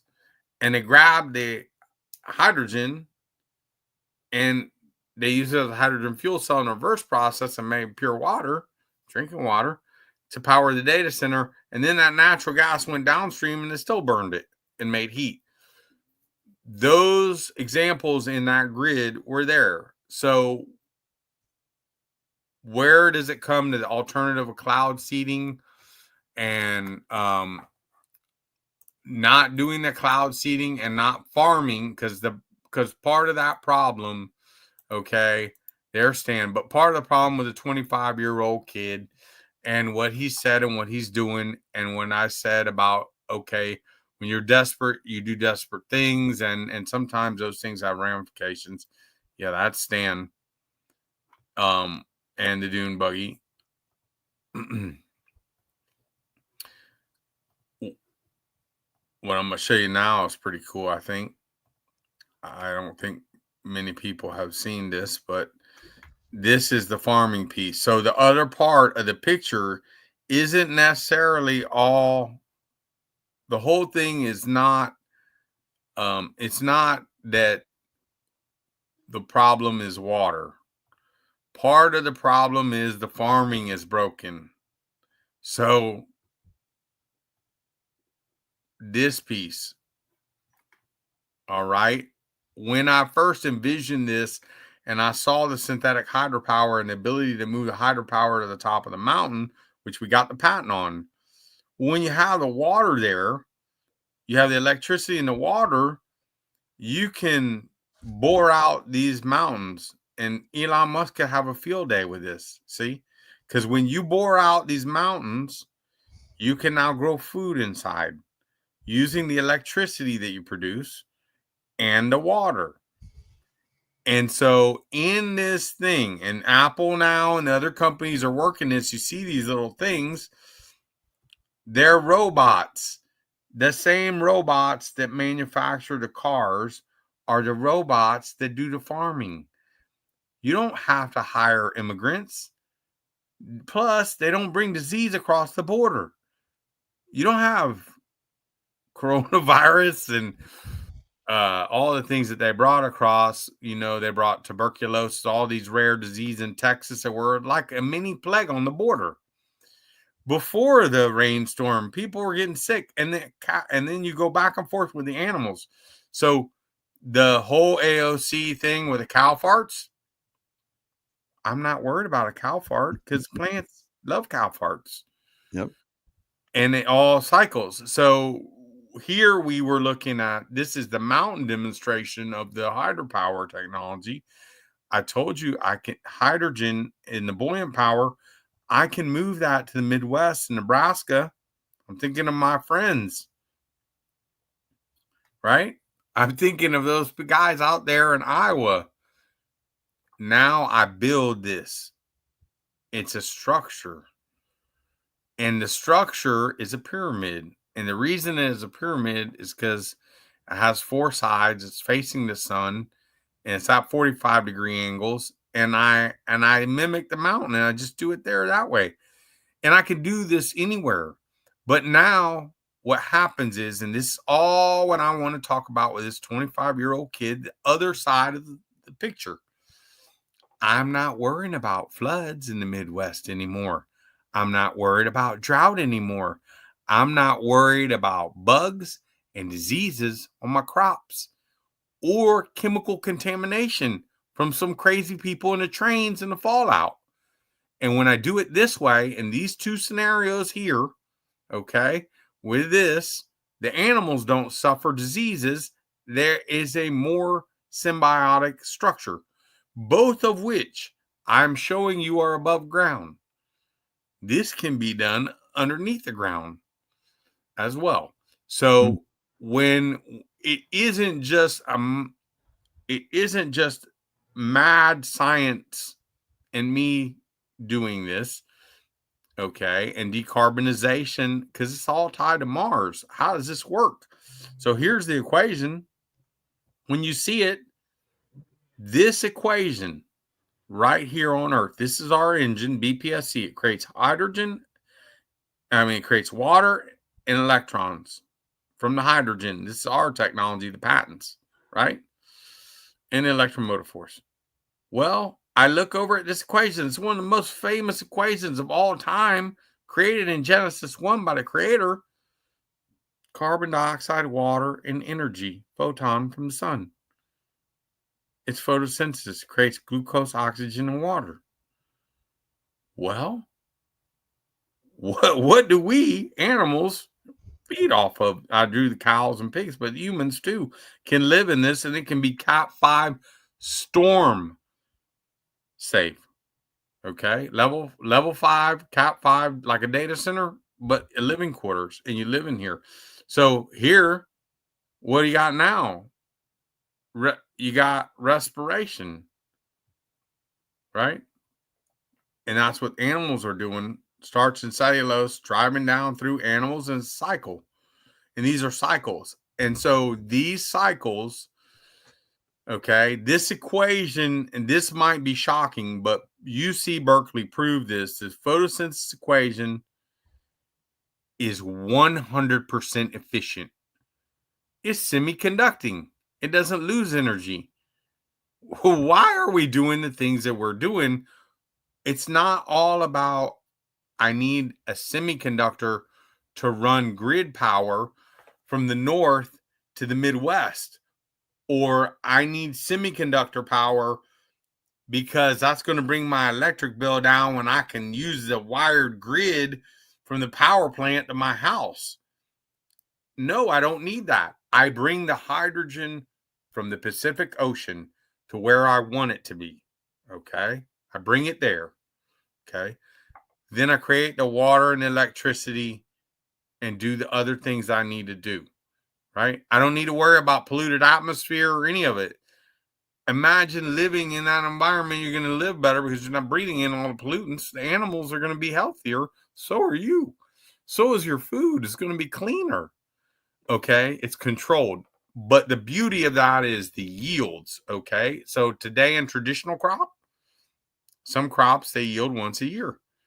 In these kind of systems, didn't the cannabis industry teach us anything? Didn't Aurora Cannabis and Canada teach us anything? No, you can have 6 crops a year. What's Tree of Life? Genesis 2. It's a tree that yields crops every month. We've made mistakes underneath this, the bridge between what I'm showing you here and the equation and the technology in the hydrogen world, that all of these things that can harm us but help us too, the weather, the plants, they're DNA codes. And those DNA codes, they don't run unless you've got the sun, the water, the hydrogen world with the gravity holding the water on, the right gravity and the parameters of the Drake equation. No DNA runs, no DNA codes for plants run. It goes dormant. You got desert. And then what is a desert planet? And then you have no atmosphere if that leaves. So if you take these technologies and you implement them and you go this path, now am I worried about seeding clouds and a mistake I might make? Or am I worried about a torrential downpour from an accidental tornado? No, I got a Cat 5 structure. I had a Cat 5 structure. And so the parable and where that came from and how I think and where these came from, when all these hurricanes and all these things blew through my head, one of the things that blew through my head was the mountains of Hispaniola down by Cuba. Every time Cuba's been hit by so many hurricanes, it's ridiculous. These people live in shacks over there in them islands. But guess what? Those mountains, they never moved. They never fell. They never broke or anything. Those people, the mistake they make is they live on top of the mountain. They need to live inside the mountain, because if they lived inside, the stuff wouldn't get blown away. That is where that came from with the mountain picture and the other piece. When I realized that was there, the Marianas Trench, the 39,000 feet down. Okay, I'm not the one that's saying, what are these strange things in the vents? What are these strange craft traveling through the water? What are these strange things going in and out of mountains? What are these strange things going in and out of the ground? So when I look at the technology, and I told you, I now have to question, what is going on in the dumbs? Who has the dumbs? Why are people building them? We know they exist. You know they exist. We just bombed some. All right. We need to come to reality and all come to agreement that we have the ability to bore very deep and make things deep. And if we do, who else does? What militaries have done what? And now we come to the non-human question of, if you're a non-human and advanced, more advanced and enough to fly in a craft, create weather storms, and do all these things, including create us maybe, could you possibly be living 10 miles down, happy and hunky-dory, using some of these technologies and you're not worried about radiation from the sun because you're living maybe with really clean LED light, or light produced by organisms like the stuff we hear from the tales of the Arctic and the special forest guys that went down there, or into these arcs, people claiming. So we are right now, in my opinion, our own worst enemy. And the part, the Texas thing, and also North Carolina and everything that happened here before and everything that's happening now. Those are things that we have a path to fixing in Job 38. The other one that we don't is the prediction of the chart that you showed the other day. And the chart, we shared it. And the incidence of the scenario where we had our $3 billion nuclear submarine cruising along and it hit the peak of a mountain that popped up that wasn't on the Navy maps, first in Japan and then in Australia. We have the tools now that show us position of the earth, show us mantle movements and earthquakes and eruptions in real time. The ancients did not have a tool that showed them real time. And so in this metaphysical thought, the other morning I was sharing it with Carrie Cassidy, but I will share it with you now. The Zodiac. And so the Zodiac tool was given to the pharaohs and higher-ups in ancient times to help them understand the energy transfer from the sun and the hydrogen world, the state of the earth, how to build things, and everything that was going on. They gave them names like, here's a scorpion, and here's a, Orion the hunter, and, Virgo, and all these things. Mercury, all the different names are like that. But the point is that what that really was a tool. It was kind of a tool to show you what was going on in the hydrogen world. And the tools that we have now are way, way more advanced. And so that particular chart, and what worries me about the one tool that shows our orbit, that shows it repeating from the last flood period, is what is coming in our orbit position relative to what is predicted, that creates that chart, which is an object producing a strain on our orbit that not only creates the weather phenomenon that we've discussed today, but the mantle movement phenomenon that we're observing, right? Because we got now 30 more volcanic eruptions than we had 90 days ago. We've had a lot of earthquakes. And so that one piece of the job 38, can you just leave the Pleiades? And so without the ability to leverage these technologies, we can't just get on our horse and ride.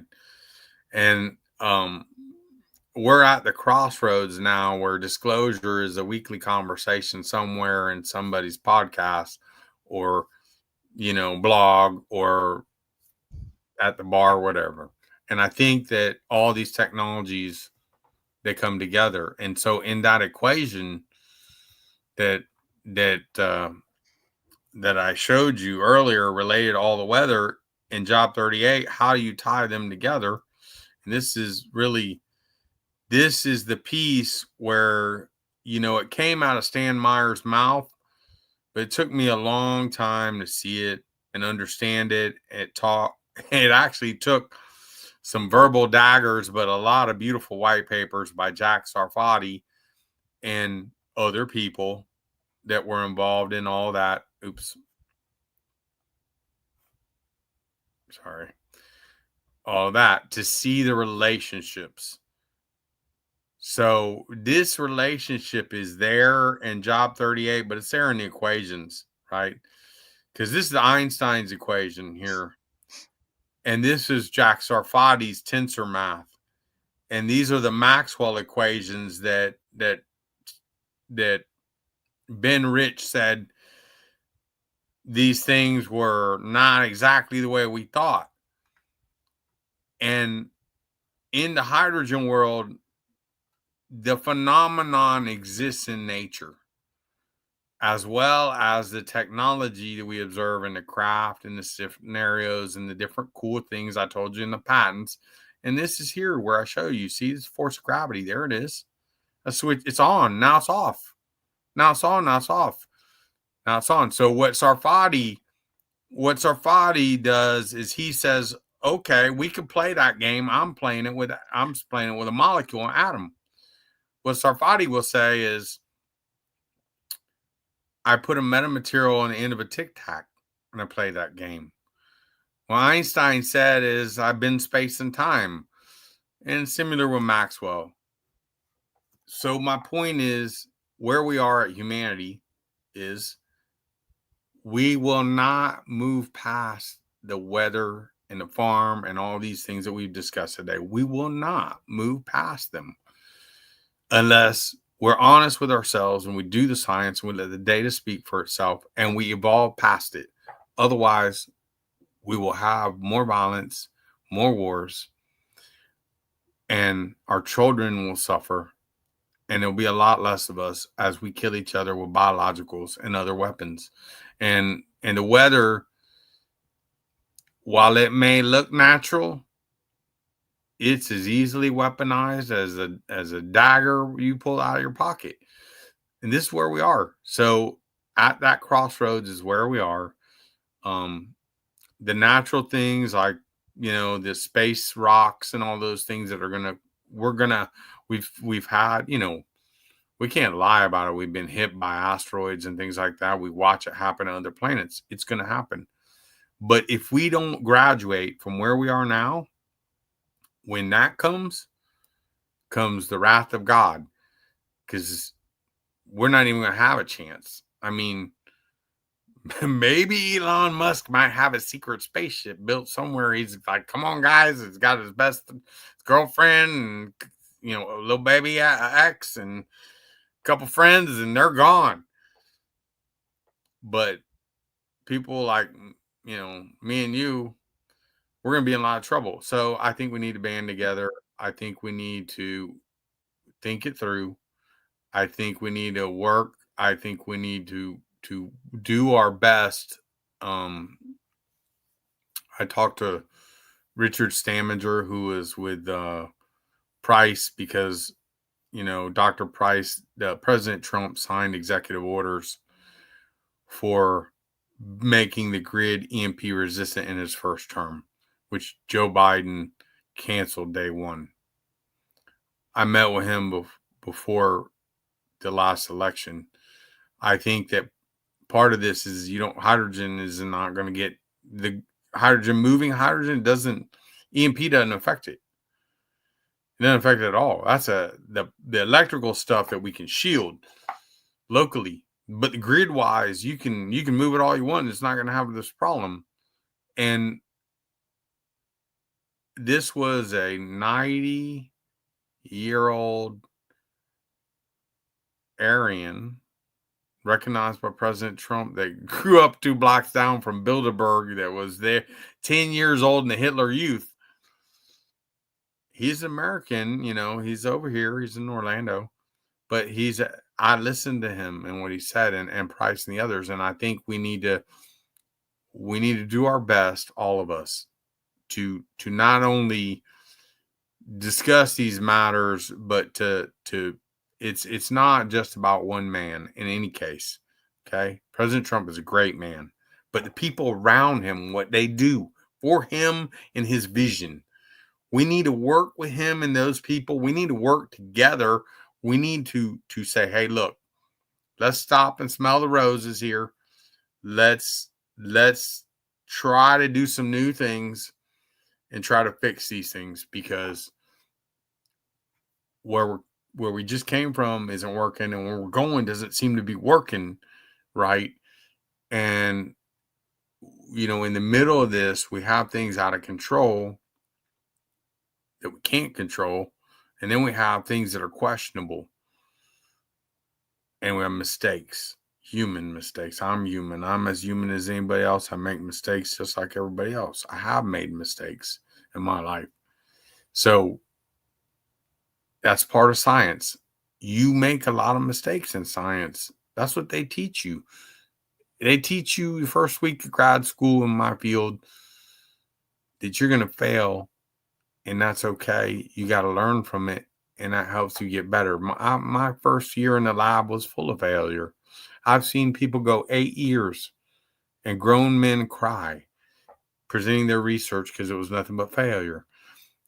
It's okay to fail, but it's not okay to not learn from it, because when you learn from it, you move past it, and it gets better. And that's when things get better for us, but the generations behind us, it gets better for them, right?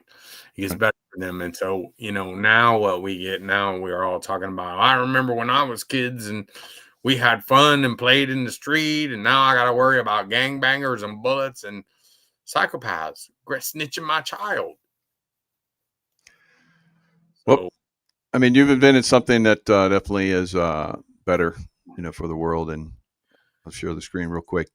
It's from michaelkjaco.com. You go into the shop, go down Allison V, and you want to talk about Allison V? Sure. Well, in my case, I'm as human as everybody else. One of the things I was plagued in my life was I had these colds, and they were ridiculous. So fall 2019, I had long COVID. My doctors didn't know what was going on. They didn't know what was going on, but I started on a journey from 2006 when I ate so much antibiotics, I was bleeding. Now, there's a problem. My store, which is professional, it's a professional store driven by ShopSite, has been under cyber attack for 1 month.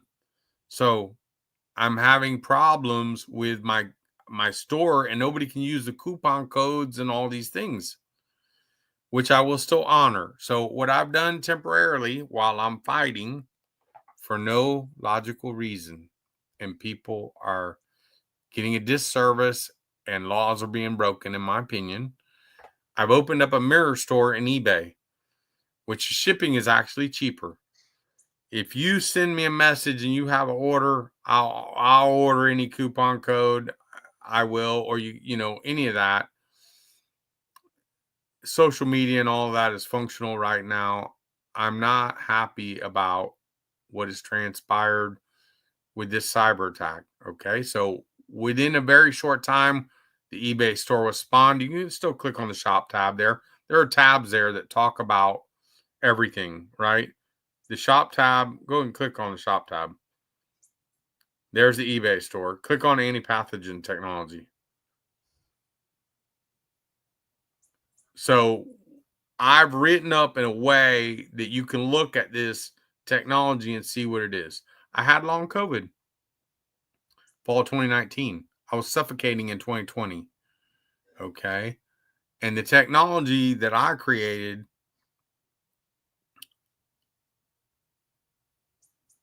removed all of the immunology effects of coronaviruses. By cracking open spike protein, that's a trimer, and allicin is on the top right in red. It's a small little molecule.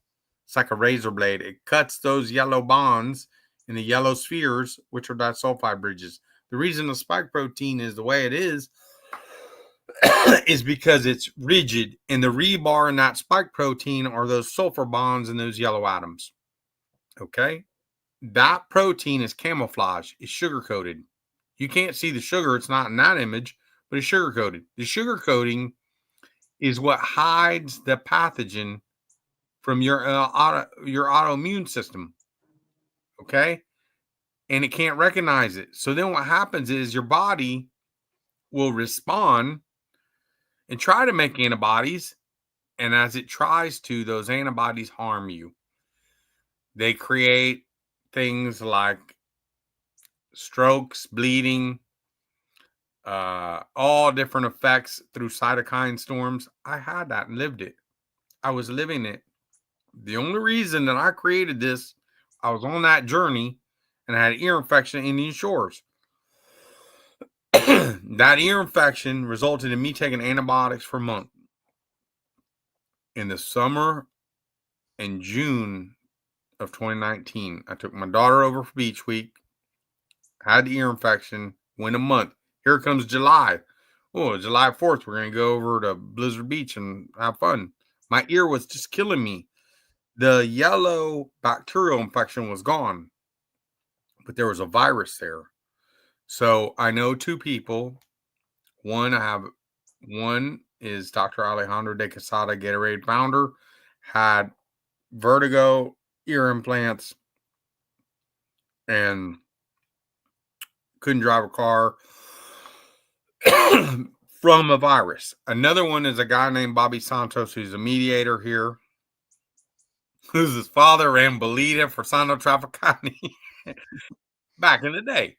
So he had vertigo. These two people can't drive a car. I said to myself when I was over there in Indian Shores and all this happened to me, I didn't want to live that way. So when I treated my ear I treated it with a solution from Vitamin Shop that had lamellin, mullein, garlic oil, and olive oil.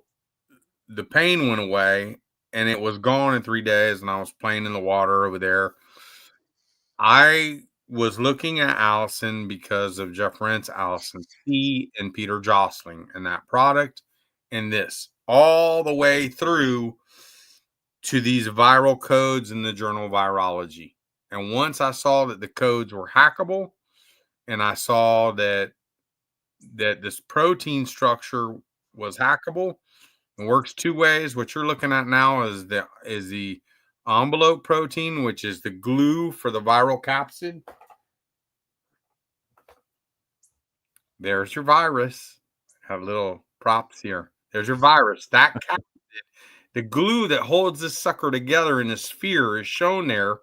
When you crack this puppy open, okay, when you crack it open, what happens is, here's a spike protein trimer. You crack open the virus, the RNA digests immediately. RNA is so sensitive. That's why they made synthetic mRNA, so they can inject you with it, because the RNA is so sensitive. It just digests. This cracks open like a piñata, and the RNA springs out, and it doesn't matter if you're infected because it's not carrying the code. It's a nano machine. This is a digital nano machine. It is coded. It's not living. It's digital nano machine. It's a machine. The spike protein, which you scroll back up to that one, this one. It's camouflage. When you crack it open, and I have these fun little props here. When you crack it open,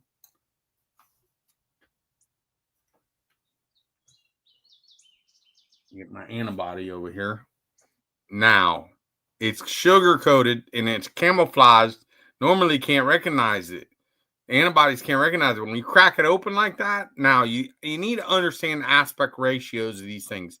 An antibody is a really big thing. When you crack it open, I have one more screen to share. Let me share it one more. I got this in a nice, beautiful image where I don't have to.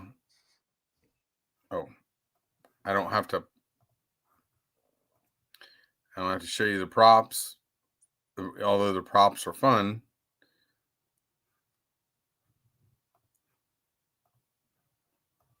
It's only one image, but it's well worth looking at. Okay, here it is. When you crack it open, up here at the top, you see here, there is the normal spike protein on the left. You see that little hand, by the way? Mm-hmm. You can see it? Okay, good. When you crack it open, you see how it's now got a gap in it. It's cracked open. Okay? When that cracks open like that, what happens then is, see how big that antibody is? It's big. It has a problem because the size of the antibody is big, and now this is sugar coated. But when you crack that sucker open, now your antibody made by your spleen can plug right in, and you can make a monoclonal antibody. And what happens is there are 63,577 coronaviruses documented in GenBank. So what can happen is you can have feline, bovine, or canine coronavirus. When it cracks open like that, these things are all in the database together.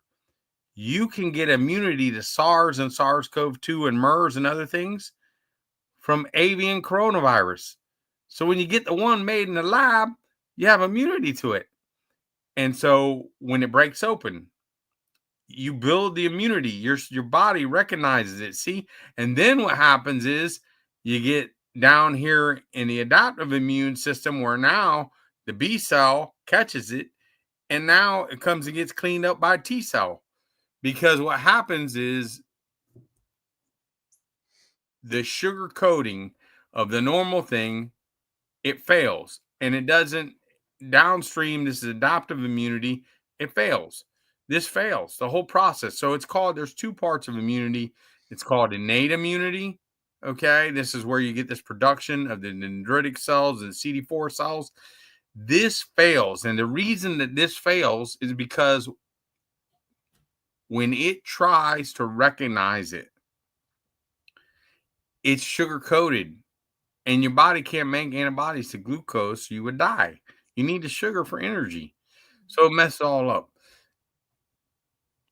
Instead, you get it corrected where adaptive immunity kicks in, and the backside of the immune system, which is the adaptive side with the antibodies, kicks in and cleans it up. So you now build your immunity with your own spleen. So what happens is your body remembers. The body is engineered. The immune system is beautifully engineered. So you crack it open, and now your antibody's cleaned up. So there's two methods. But look, I made a mistake. Not me. I never took any vaccines. I'm just a human. I made a mistake. How many doctors themselves? I heard a story the other day. Some guy was talking about, I know who it was. It was General Green and Papa John and those guys with the island project out in Hawaii. Their baby just had open heart surgery, and they were flying back next to a cardiologist. We met Dr. Shin. Yep. Cardiology and all this. He's a cardiologist. He took this guy sitting in the seat next to his wife was paralyzed. He's a cardiologist. He took the vaccine. How many doctors we know that are dead now? You took the vaccine, and now you got this inside your cell. And it's this. It's a pathogen. It didn't come from a virus. It came from a plasmid. It's synthetic mRNA, but a plasmid is worse, right? Because a plasmid can divide with the cell, and it stick around a long time. Well, how do you get that sucker? You got to bust this open inside the cell. When it's coming off the machinery to make it, that makes this, it fabricates it, because this is a machine itself. Spike protein is a nano machine. It is a nano machine. You got to bust that sucker open. When you do, now the immune system will work on the cell. Well, the beauty of Allison and Allison V and all of that is as a hall pass, you can go inside your cell and it doesn't harm you. So Allison V, I kicked SARS-CoV's ass real good. And I went in the United States Patent Office for us because I wanted to protect this technology against those who trespass against us, because I lived 50 years of my life in hell. Bled from my GI tract for 3 of those years, a methylprednisone that caused me diabetes that I'm recovering from. And I wanted to be able to bring that, protect the intellectual property and bring it to other Americans and let them have it. So part of that is a legal battle. None of these things come free. Freedom is not free. Bloodshed. Okay. In this case, it's lawyers. There's always a lawyer somewhere in the middle of this mess. It's lawyers. So in order to defend that technology for us and where I am right now, is I'm in a fight. That fight involves the United States Patent Office, examiners, which I don't think are doing the right thing for America. So I'm fighting it. That fight may involve political influencers and government serving people at high levels that I've reached out to through either directly or networked capability that have the opportunity to help Americans break free of this. So I have not been sick since then. I've got 81-year-old people that had Omicron. I've got people of all ages and all kinds of things affiliated with this that don't get sick anymore.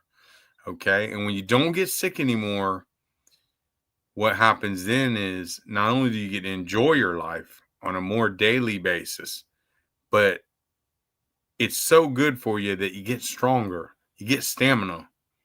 I didn't know that you Roman soldiers were chewing garlic for the 4%, Allison, to go in battle. You get stamina. Okay. I'm 56. I do a lot of work here in my house and I go jet skiing, lift weights and stuff like that. I used to be sore. I don't get sore now. I wish I had this technology when I was 13, when I was playing baseball, when I was lifting free weights and pushing things, preacher bar and getting callous in your hands. I wish I had all that, because now I see some things, but the things that I see, I go back and read the Bible, and now I see what the gift of Genesis 1 was, the DNA codes of the plants. I see them and I respect them even more. I see them. And then what happens is a miracle. So my doctoral work is in cancer and aging.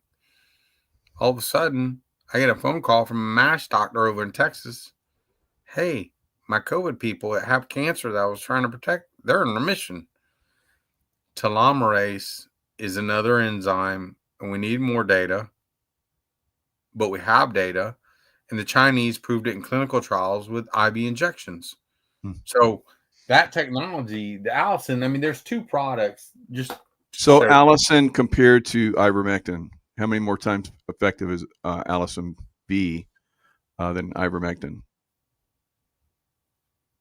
Oral ivermectin is 170.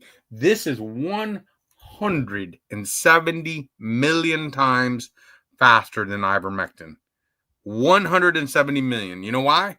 Because this is how fast it coats my entire lungs.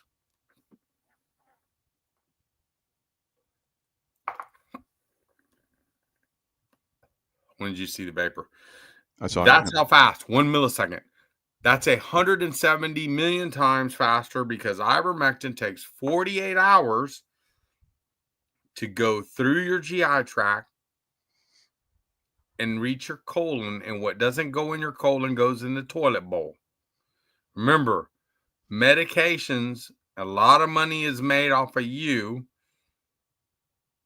because it goes through your GI tract in a toilet bowl. That's a problem with some of these things. The allicin itself, you don't want to eat it because it itself, when it goes in the GI tract, it gets destroyed and never makes it to the toilet bowl.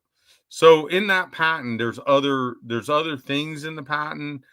Losartan is in there, and there's other things for people that are very sick. Like there's another product called allicin VSE, which has selenium. Okay, now this is generally accepted safe food. You can vape this as an adult. We don't sell this technology because of regulatory problems. Otherwise, we would sell it to you. This is food. You can eat this. You can put this in your ear. It'll knock out ear infection. What I did was, when I had Vibrio vulnificus from those people over there, John's Pass on the stone crabs, some of them are firemen. My brother-in-law's a retired fireman. They brought stone crabs over.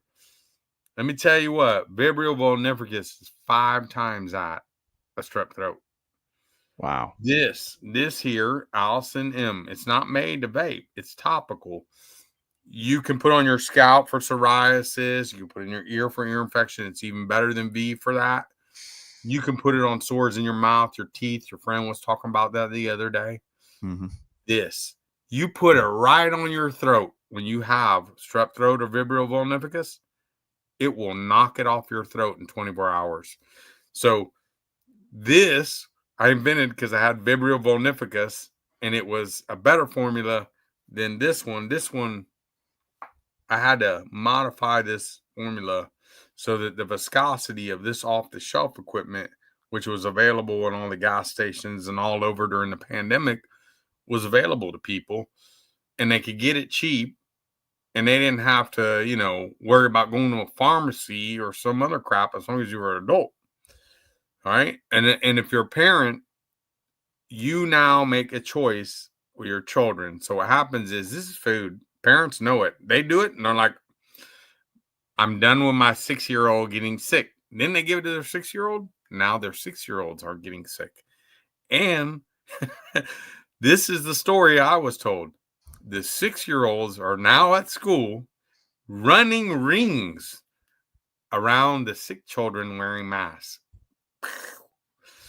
And they're not getting sick anymore. So they're not at home. They're not at the doctor. And they're learning. So, I did get the 18-month-old that was going to have tubes in its ear that had this. The grandmother put it in its ears. The doctor's like, what did you do? It's all gone. Okay. This is just like all this other technology. We are not doing ourselves right. So the more this comes to the masses, the more I can bring it down. I get the patent and I secure it for the home team, which is Americans. It's ours. Right now, the problem I'm having is a fight with some foreign entities in the patent office. And they're all foreign all around, even the people in the patent office involved. I question their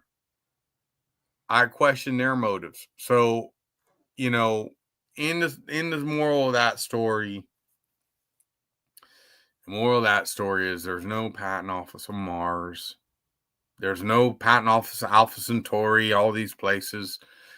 If the UFOs land on the front lawn today and they get out and they say, look at all this energy technology and all this stuff, the 6,000 patents that people say and all that, they automatically go away immediately, because under patent law, anytime you've had knowledge of technology for over 1 year in existence, it automatically nullifies the patent. So, we're back to the pyramid and the fiat. We only built the patent system to create trading cards for business purposes in a rigged fiat pyramid system. And somebody wants to eat dinner, and I'm not getting in the middle of it. Anyway, that's the end of that story. Allison V, go to the eBay shop, go to allison.com. I'll fix the store. It'll be back online soon. And hello, Tracy, and have a wonderful, you guys have a wonderful evening. Definitely. And I hope that you're having a wonderful time out in Lake Tahoe. Yep, it's beautiful. Rowing across the lake, enjoying the weather. I miss you guys over here already. And now, I mean, when things get better, you got to come back over here and, we'll go jet skiing. Hopefully by then I'll have the jet ski mess sorted out and all of that stuff. And the forest looks beautiful behind you there. The redwood tree. Are those redwoods? No, they're pines. Oh, But okay. yeah, everywhere in the house you got lake view, so you can't quite see through there because of the angle of the sun and stuff. But it's beautiful. So I've been to Lake Tahoe a couple of times. It is beautiful there. My favorite was going on that gondola up to Heavenly Valley. Oh, nice. 8,000 feet up. I was there. I saw, the casino they blew up down the street from Caesar Tahoe. Yep. Back in the 80s, supposedly that casino was owned by some Arabs or something. And, I don't know all the details of it right offhand, but at one time I did. But Caesar's Palace. What happened to Caesar's Palace? It was there at one time. It's still there. I don't know. Maybe it's owned by somebody else now, but it's the old Caesar's Palace there. Yeah, it's a different casino. Oh, maybe it's Perez or something. I don't know. Harvey's and they're all still there. I worked at a couple of them for a little bit. I remember the guy in the Miss Budweiser boat or something. He wrecked it on Lake Tahoe and died from racing it on there. I don't know if you remember that. That was a long, long time ago. Wow. Just shows you how old I am. Remember some of these things from the past. Anyway, it was wonderful talking to you guys again. Wonderful talking to you. And great information as always. Wow. So that's my story, and I'm sticking to it. If people want to learn about the weather and the electron stuff, it's 4electrons.com or at 4electrons. If you're Allison V, it's AllisonV.com or at, go there.